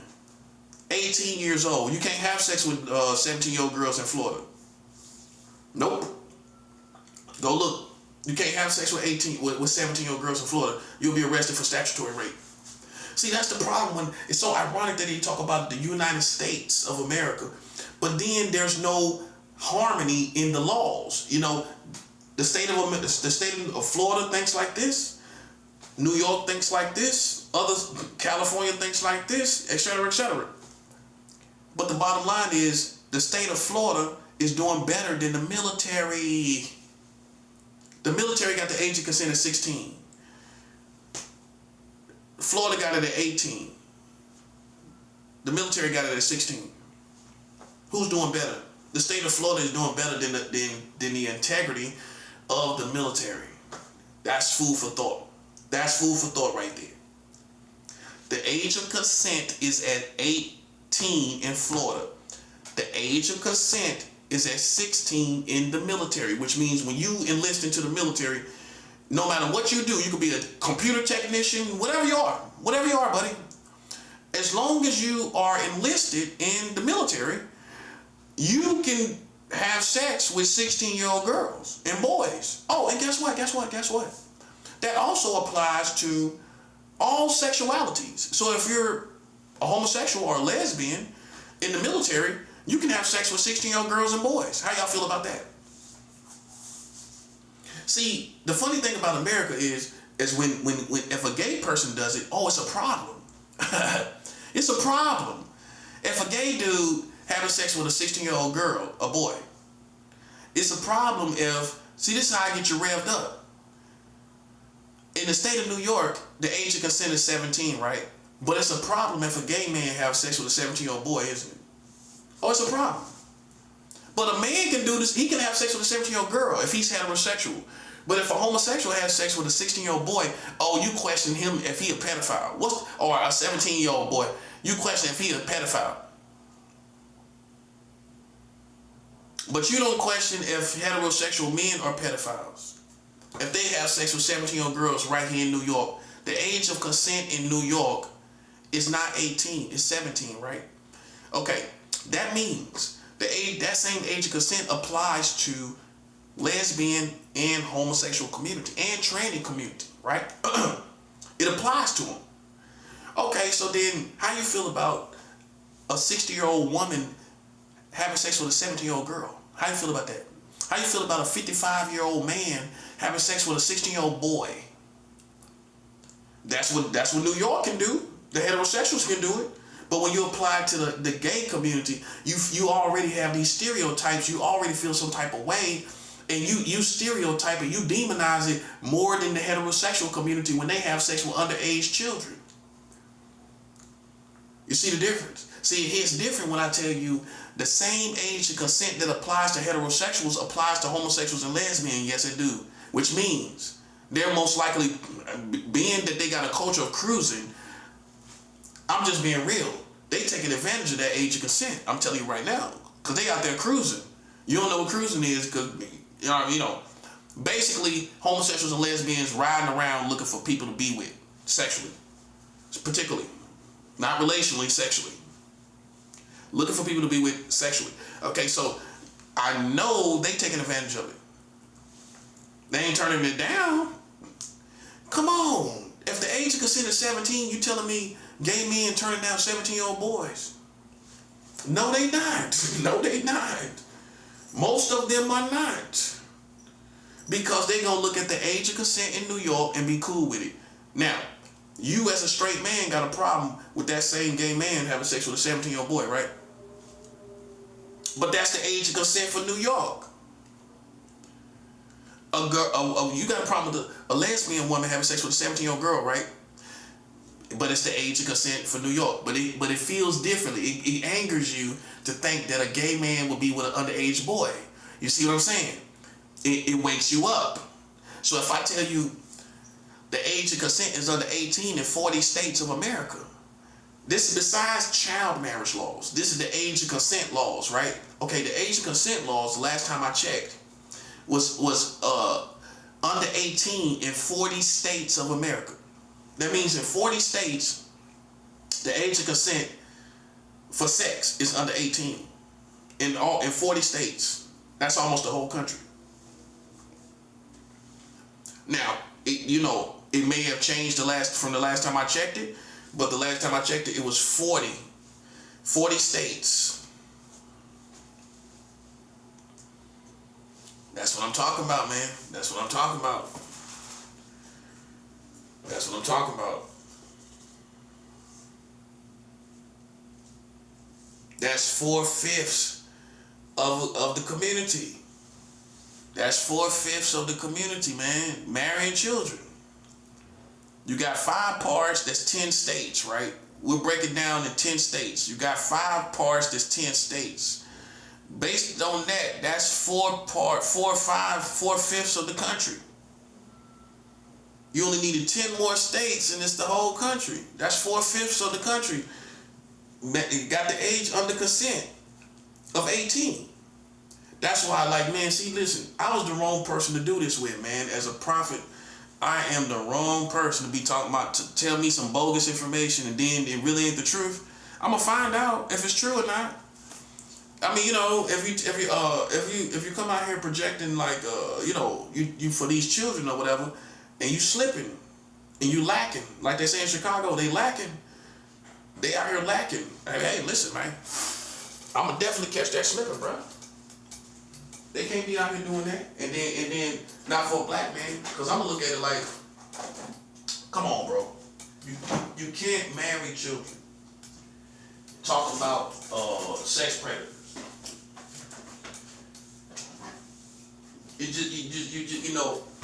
Eventually somebody gonna look at it as racism, because it's like, okay, y'all marrying children. What about that? You ain't got nothing to say about it? Okay, we gonna consider it racism when you keep playing with this black man. That's what's coming. That's what's coming. If you don't realize it, that's part of being in America, man. It's just a matter of time for somebody to look at it exactly how it is. If you don't apply the same standard, how you think people gonna overlook my race? No. No, they not.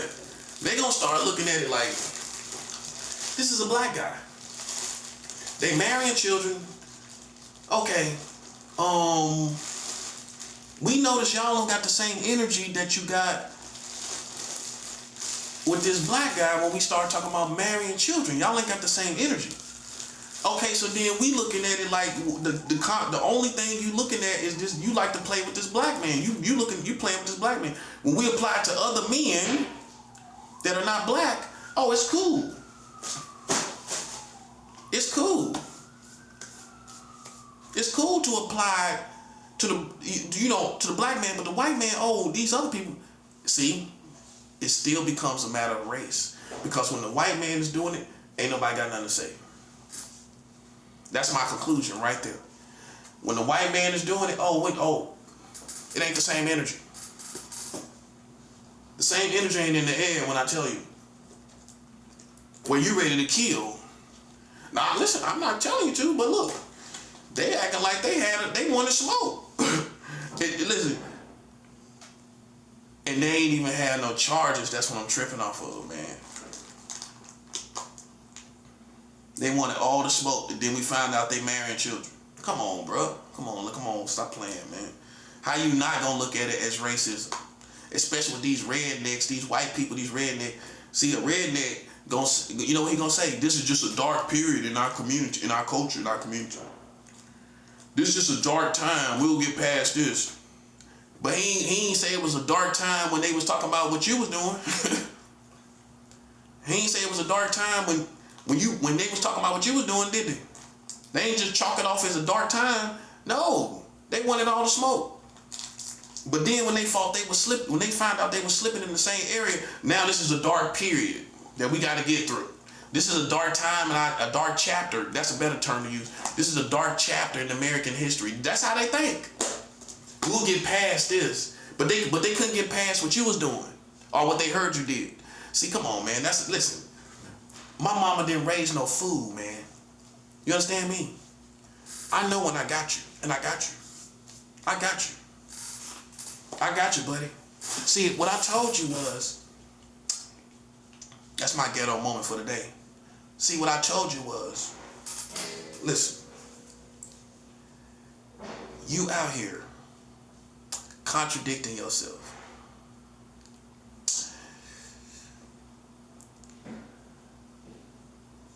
If you don't respond the same exact way, if you don't respond, and you say, oh well, we just feel that we could just work this out. We could just get all this history. How you gonna work it out? All the history. All this history where you've been having sex with these children this whole time. I got you, man. I got you. It's like it ain't no way in the world you're gonna play me like this ain't no serious information. Oh, it is. It's very serious information. It's very serious. We're just waiting to see how you respond. Guess what? God is waiting to see how you respond. I'm telling you right now, buddy. I'm telling you, it's not gonna get no better. I don't care what Trump is out there doing. I don't care what he's doing. Do you care what he's doing? Trying to act like he a head honcho, all that stuff with Greenland. I don't care nothing about that. I'm looking at the child marriage. Y'all slipping. And listen, military can't save you. Police can't. I educate police. For people that don't know my work, I've emailed every governor, every mayor, and the White House concerning child marriage laws in the United States of America. Oh, you didn't know that? I know they painted me like I was a delinquent. They painted me like I was a delinquent. I done emailed every governor, every mayor in every great metropolis in America. That means Dallas, Houston, Tampa, Miami, you name it, buddy. Atlanta, Memphis, you name it. Kansas City, Chicago, Las Vegas. I've emailed all these places. I emailed every mayor manually, right? About America marrying children. That's my work. Just in case you was wondering what my work is. My work is, I done went to every mayor and every mayor and every governor. There's only 50 governors. I mean, some people don't know. I done went to every governor. Now you see what I'm saying? Yeah. So how you gonna label me? Oh, here it gets worse. I went to the UN. That's the punchline. That's the bombs drop right there. I went to the UN just in case you thought I was a terrorist. Oh, they told you I was a terrorist. I went to the UN. I covered my butt. I went to the UN. I already got a document. I got the receipt number of my case, my application. I went to the UN about all the stuff the Americans did. See, the educated black man learns the chain of command in America. If all these people are against you, how you gonna go to the police? When they got the Freemason police. How you gonna go to the police? And they got the Freemason police. Ain't nothing gonna be done. It's gonna be manipulated. They gonna get a hold of your situation and manipulate it. So what's the use to doing that? You try to go to, who else? Who else could you go to? These congressmen or whatever. They're gonna give you the runaround basically. They ain't gonna do nothing about it. Unless something seriously happened to you. I mean, if something happened to you, they might, whistle blow with you. They might stand by your side. You know what I'm saying? But if ain't nothing happened to you, good luck. Good luck if you ain't walking around here with a bandage around your head. You ain't got no bandage around your head. Good luck. Good luck with getting something done. When they against you, if they against you collectively, good luck with getting anything done. Here in America. What you gotta do is learn the chain of command, the international chain of command, which is the UN. The UN is the chain of command. You don't sit around here and let these people play with you. No. Too much playing been going on. That's the problem. You go to the UN and you shut down the foolishness. I already did it. I got my number for my case and everything. I'm one of them black dudes. You ever met a black dude? Yeah, the government owe me money. Everybody done met a black person like that. Yeah, man, the government, man, I got an accident. And they gonna tell you they got an accident. The government owe me money. I got an accident, man. They might, so you take that stuff seriously. Now you get a little older. You go back and listen to somebody say, hey, yeah, man, the government owe me some money, man. Yeah, they did me wrong, man, back in 92. Back in 9 Trey, they did me wrong back in 9 Trey. 9 Trey. They did me wrong back in 9 Trey, man. Now they owe me money.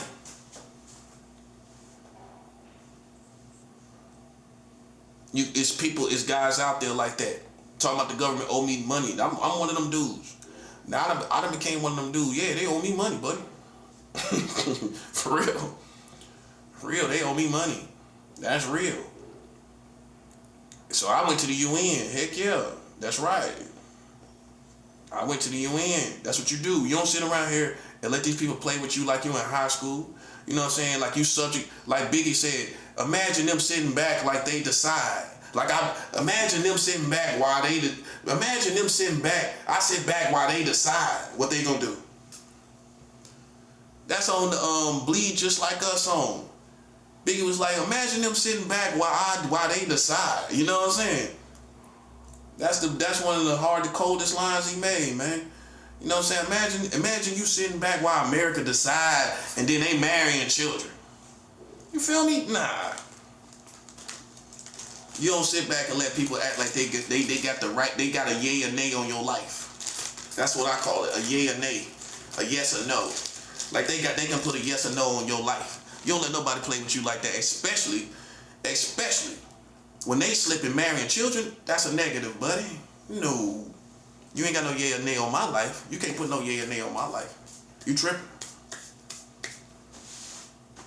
Yo, but then look at how they was, like, and you ain't even done nothing. That's why we going to war about it, man. That's all it is to it. You know what I'm saying? Until I get my money, because I'm done talking. See, you'll hear this and think I should wait a little bit. Well, I've been waiting a little bit. But the truth is, man, everybody take me more seriously now because my spirituality is manifested through Christ Jesus. You know, now they take me seriously. But you see how long it took? Do you know how long I've been through this? But it took me this long to get taken seriously. Mm-hmm. Yeah. Imagine them sitting back like they can decide on my life. That's how God looking at it, man. That's how God is looking at it. I made everybody pay. I went to even the hospitals, the New York hospital. They was gang stalking me the last time I went to and I got to get medicine and everything. You know what I'm saying? I went up in the hospital in Queens and they was gang stalking me in the hospital. I'm talking about the people at the front desk, everything, playing all the games that y'all know they play. Y'all know the games they play. Okay, so imagine going to the hospital and people playing these games, bro. In the waiting room and the front desk, you know how I got my revenge, and I finally got it. I was waiting for it. You seen all them nurses that went on strike?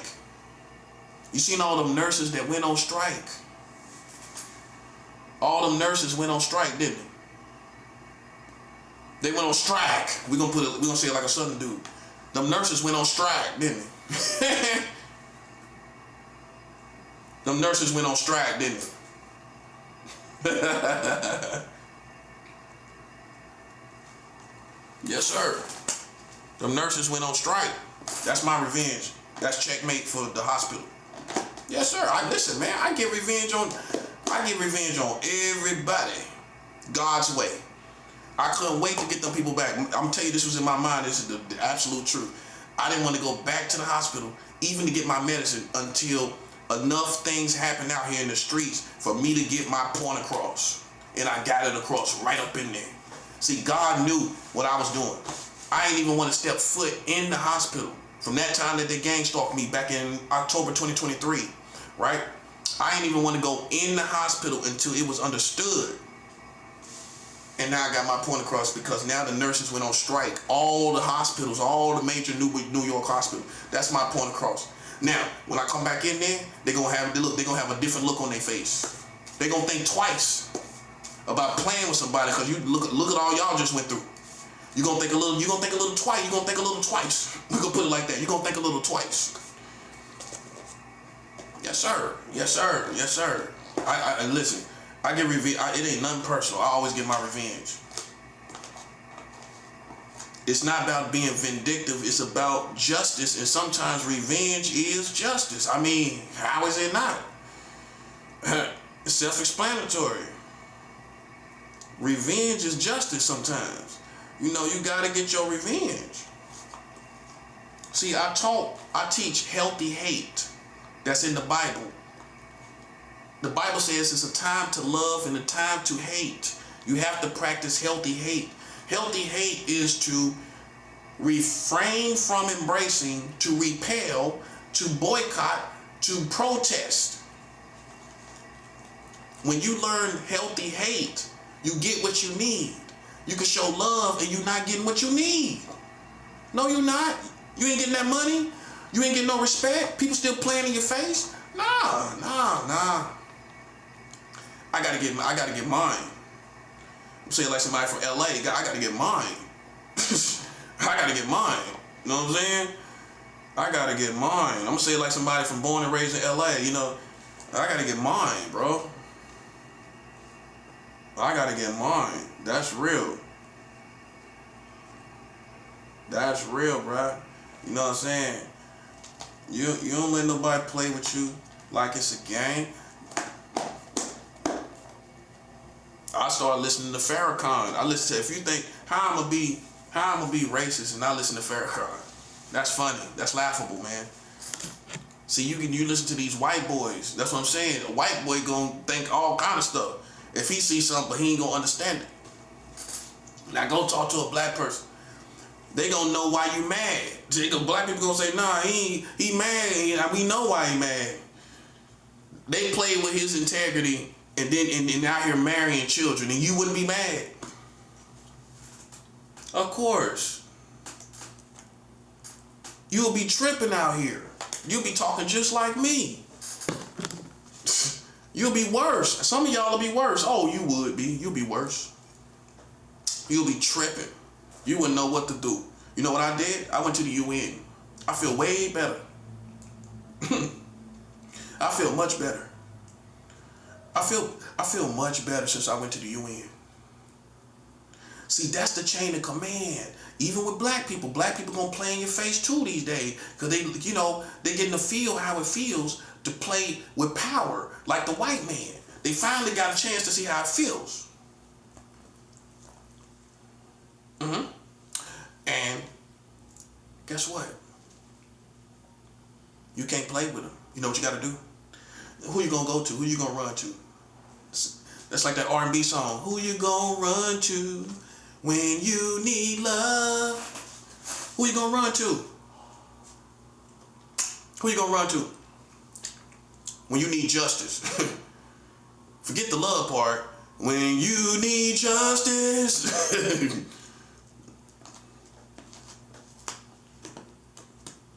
You know who you run to? Who do you run to? You run to the UN. That's who you run to, buddy. And see, that's what Malcolm X was doing. I'm not saying the UN is perfect, but I'm telling you, that's your best bet. Go to UN and the likes of the UN, If you can find other institutions that's like them, that's who you go to, buddy. You don't sit around here and play with the Americans, man. They'll play with you to the end of the world. You go to the UN. That's the chain of command. Anytime these Americans playing in your face. You don't sit here and go back and forth with them and spin your wheel and you don't beat them like I have a million times. I beat them a million times. Now imagine me, everywhere I go, I'm subject to them playing with me everywhere I go. Nah, I'm going to the UN, big baby. That's what Malcolm X did. Malcolm X went to the UN. He was ahead of That's why Martin Luther King Jr. wasn't built nothing like Malcolm X. He wasn't built nothing like no Malcolm X. And I keep it real. I'm keeping it real. He wasn't built nothing like him.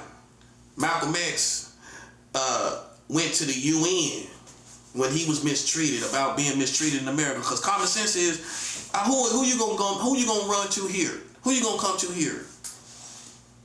You ain't got nobody that's gonna be. They gonna manipulate that. You go tell some people then he gonna turn right around on you and say, yeah, you know, yeah, you know. That's gonna get manipulated. You working these jobs, you know that. They gonna cover each other's butt. You know what I'm saying? Versus you versus them, they gonna cover their butt. That's common sense, bro. That's common sense. You gonna cover your butt, bro. That's common sense.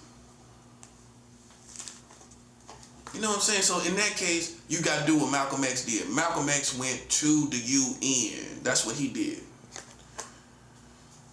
I really didn't think about it really like that. I just started to realize what the UN does. And I thought about it kind of on my own. I'm just being honest. I did that back in May. Before you seen Nicki Minaj on the UN, I already did that. So I didn't get it from her. I didn't get it from Nicki Minaj. You know, these young people, oh, he got it from Nicki Minaj. He did what Nicki Minaj did. He did what Nicki Minaj did. That ain't what they'll say. Oh, he did what Nicki did. They'll put it like, that's what he did with Nicki. He did what Nicki did. Nah, listen, man. Listen. I don't deceive nobody, bro. Look, I don't, bro. I'm 100. You know what I'm saying? You know, you listen to a lot of people that's not 100 and see, just like playing with a gangster, you know when you done messed up. You know when you done played with somebody 100 and you ain't got nowhere to run. You know you done messed up. So your best bet is to try to manipulate me and make me look like the person you were saying I was in the first place. See how it is? You got to try to make that stick because you know you're in trouble if it don't. And it already don't stick. We already know I'm guarded against everything they doing. I'm guarded against everything they trying to do. Why in the world would I give in to it? Think about it. That's psychological games. That's all kind of technology they using. All kind of witchcraft and wizardry they using. And mind neurological weapons. All of that. Probably all of it. And demonic spirits too. Oh, it's in the middle of it. So, you know. But you know common sense to tell you. Why would I give in to any thoughts about pedophilia or some filthy thoughts? Why would I give in to something like that? And I'm sitting up here talking to you about child marriage. So what that tell you? Either I'm guarded about I'm reminded of what they did the last time, and I'm guarded properly, or they throwing it right now against my mind right now. Make sense? I'm a veteran in this stuff. That's what I'm saying. They thought I was like some little sucker they was gonna play with.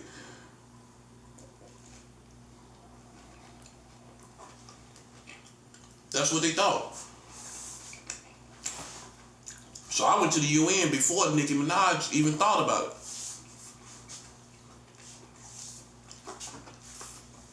And I put in an application. I put in the application with my number, I got the numbers and everything. Which means I ain't got to go fill out none of that stuff. So if the feds came for me, I said, okay, I got some homework for you. I got an application with the UN. I went to the UN. Okay, so if you thought I was a terrorist, why in the world would I be going to the UN? Why would I go? That's what covered my butt. Okay, no, a terrorist ain't gonna go to no UN now. No, they not. And then describe everything that happened and everything. I described everything that happened. But a terrorist ain't gonna do that. See, while we're talking about terrorists, like I've said before in the past, I got a little bit more time left. Not much, too much. A terrorist, I don't respect the method of a terrorist, but I can look at the perspective of a terrorist. There's a big difference. He could be absolutely right about the Americans, So when I started going through what I went through, I went back and listened to the words of or the history of terrorists, and I realized like Osama bin Laden wasn't no wild dog like they tried to make him. Osama bin Laden had a problem with the Americans invading or going into Saudi Arabia. That's why he attacked New York. He already knew the Americans. His family was rich. Where they got businesses, they got a business. His family got a whole business, $1 billion, probably $1 billion business. But they disowned Osama bin Laden sometime before that happened. But this was not no wild dog type of person. His reason for going against America, Osama bin Laden went against America because of the Americans invading Saudi Arabia. You can go look it up on AI. You can go look it up. That was his main reason, and it makes common sense because America always playing the world police, everybody else's businesses and affairs. That's what it was. Now, do I agree with his method of blowing up stuff? No, I do not, because I don't feel like it's effective. I mean, okay, you blow up a couple buildings, but you didn't stop America. So if you don't believe me, I mean, be assured that I don't think it's effective. It might get a message across, but it's not effective. Okay, so Osama bin Laden had a problem with America in his country. And that's just like them, to be over there in somebody else's country. That's what he had a problem with. Terrorism is a poor man's war. It is. Because how can he get back at you? His government ain't gonna back him. Certain rebels really ain't gonna do nothing. They ain't gonna go against the Americans. So a terrorist attack against America is a poor man's war. That's basically what it is. Instead of looking at it like it's these people who just want to blow up these buildings or blow up. No, listen. How simple-minded can you be? A terrorist attack from an Arab man. Remember, Arabs never wanted to blow up black people. They're not against black people. They're against a white America. Go ask a terrorist. Go ask a white Arab man. Is he against black people? He gonna say no. Black people are oppressed in America. If anything, I feel like I'm helping them. But you took the white man's perspective on terrorism. Now hang with the real Africans and the Arabs and listen to him. He gonna tell you, I'm against the white Americans. I'm not against Africans. No, they ain't done nothing to me. Especially the ones in America. They ancestors was in slavery and everything. They had their best leaders assassinated. Why would I be against them? Think about it. Literally, why would I be? What they do? I'm against these white Americans that come over to our countries. That's what the terrorist gonna tell you.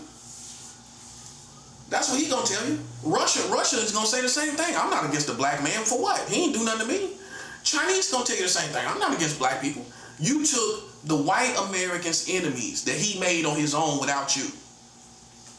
That's my perspective. You didn't. Why would you be against the Russians? They not against no black people. That's what I'm saying. So I don't take, especially when he do something wrong to me, I do not take his enemies up as my own. Nope. And everything I get from them is spoils of war. Everything. So they can't say, well, we helping you. That's spoils of war. That's spoils of war. That's my perspective. That's why I don't get manipulated by nothing they do. It's spoils of war. If you look at the terrorist, his method is a poor man's war. He can't get his government to back him, so he can't get these long missiles. He can't get these missiles to reach America. He can't get no ground troops to go into America. So the poor man, he does a terrorist attack to get back at these people. That's what it is. It's a poor man's attack. It's a poor man's war. I coined that definition. A terrorist attack against America specifically is a poor man's war for them going over there in their countries and playing with their countries. That's how he got back at him. Now, do I condone his method? I covered that. No, I do not. I don't condone his method, but I understand his method. It's a poor man's method of trying to get back at these people that came over there in his country. That's what happened. Now, when I look at his perspective is not wrong. I'm surprised I'm the only African that's looking at it this way. Because see, you just looked at the method and thought, well, I don't agree with the method. But you should have been smart enough to go and say, well, what about his perspective? His perspective could still be innocent. He could still be right as far as America coming over there and invading his country. Because that's the problem. That's the reason why he did the attack. That's the reason why he had a method in the first place. Because of his perspective on America coming in his country. Coming into his country, he had a problem with that. Right? That's the reason. So if we can get to this end of the bottom of that, we can stop terrorism. But you first got to understand the problem. The problem is these Americans coming over there in other people's country, and you ain't look at it. You thought people just sit back and take it like you take stuff off these Americans, and they ain't take it. That's terrorism. That's what it is. That's how he got back at him. It's a poor man's war. Now, his perspective is not right, wrong. His perspective is they should be coming over into my country. They should be coming over here playing with my country and playing with my people and taking the resources from my people. They doing that with Venezuela right now. Taking the oil. That's unnecessary. What the oil got to do with Maduro? Right here in the borough. Like I said, Maduro in the borough. Right here in Brooklyn. Maduro right here in Brooklyn. Right here where we at. Look at that. Look at that. Now make it make sense where they ain't got no charges on them. They ain't got, the Congress didn't tell them to go down there. That's all illegal. Everybody's saying it's illegal. They already desensitized the average American to make you feel like wasn't nothing wrong with it. That's why they got to have all these smoke and mirrors around everything that just happened with Maduro, so you act like ain't nothing wrong with it. All this other stuff, Nobel Peace Prize. Man, that woman, even if she wasn't paid to do that, she knew this would change everybody's perspective on what he did down there in Venezuela. That's all it did. It changed everybody's perspective on what America did down there without the Congress, authenticating that or giving the go on that. Congress didn't authenticate that or validate that. And so some people were saying, hey, well, you know, that's how terrorists come out of Venezuela. Well, you came down there getting you talking about he was a drug dealer. You didn't do it the right way. You took our oil, and now we trying to get back at you. See, this is how terrorism starts. It's a perfect example. They go underhandedly in the first place. Then they taking the resources that ain't got nothing to do with the first reason they came down here. And then you realize they ain't got pure motives for coming down there. And then you question the whole thing altogether. When you realize that's the most oil in the world down there in Venezuela, which most people wouldn't even know. I didn't even know that. Look at it for what it is, man. See, that's what I'm saying. That's how terrorism starts. If you don't know, now you know. These poor people get back at them with terrorist attacks. That's how they do it. How else could they do it? Think about it. They can't use militaries. They can't blow up bombs. They can't use...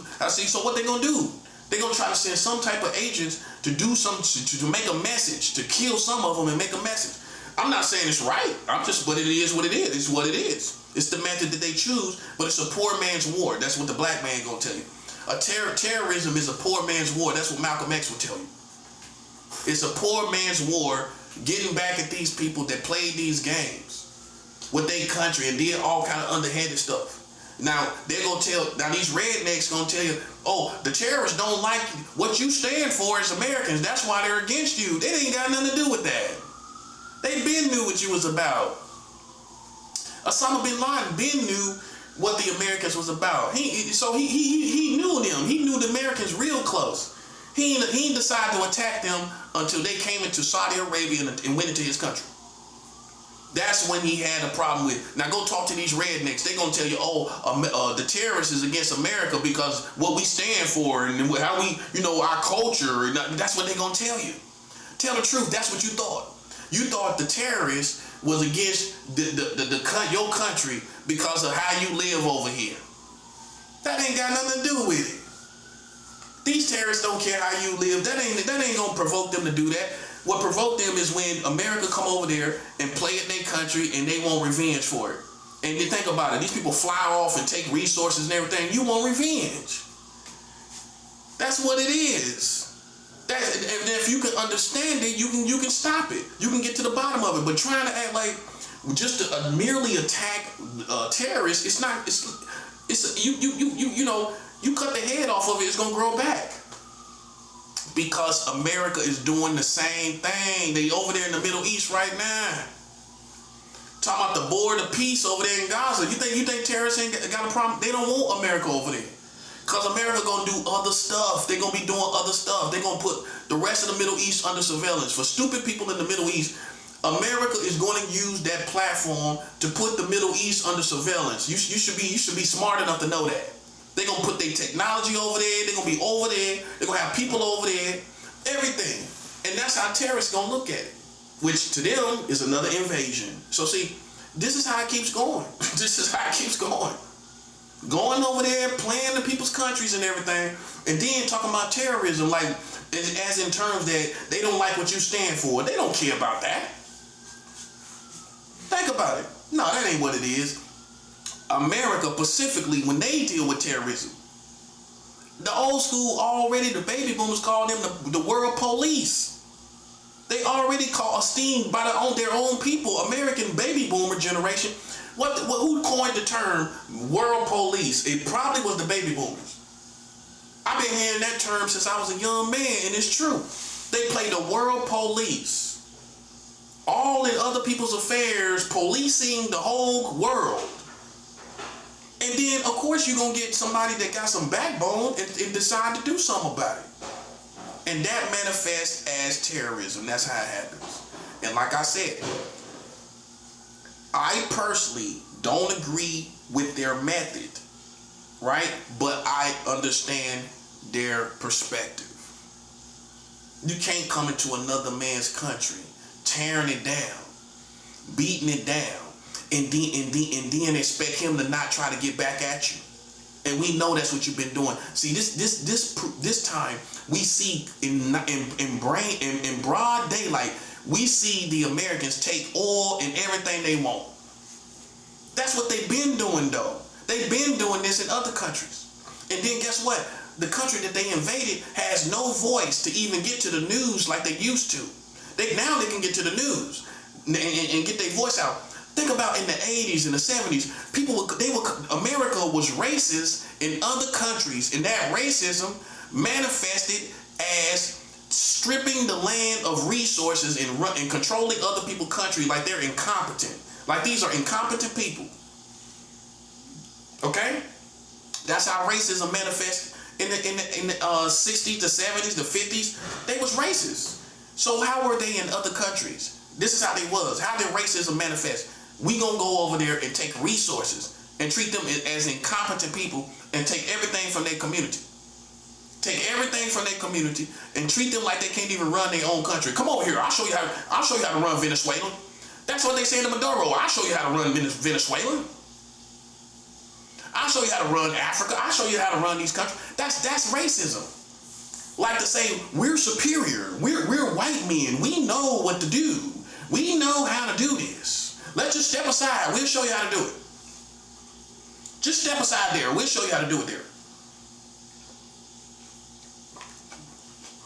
See, what you need to think about is, if they was racist towards black people, you think they wasn't racist towards other people in the world? Of course. They weren't racist towards other people.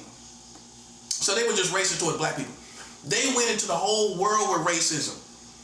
Instead of calling them racist slurs, the racism manifested as stripping the land from resources. That's the main thing they did. Because you can't get everything in America. So it's all kind of natural resources. They go into other countries and take natural resources. They probably did all kind of stuff.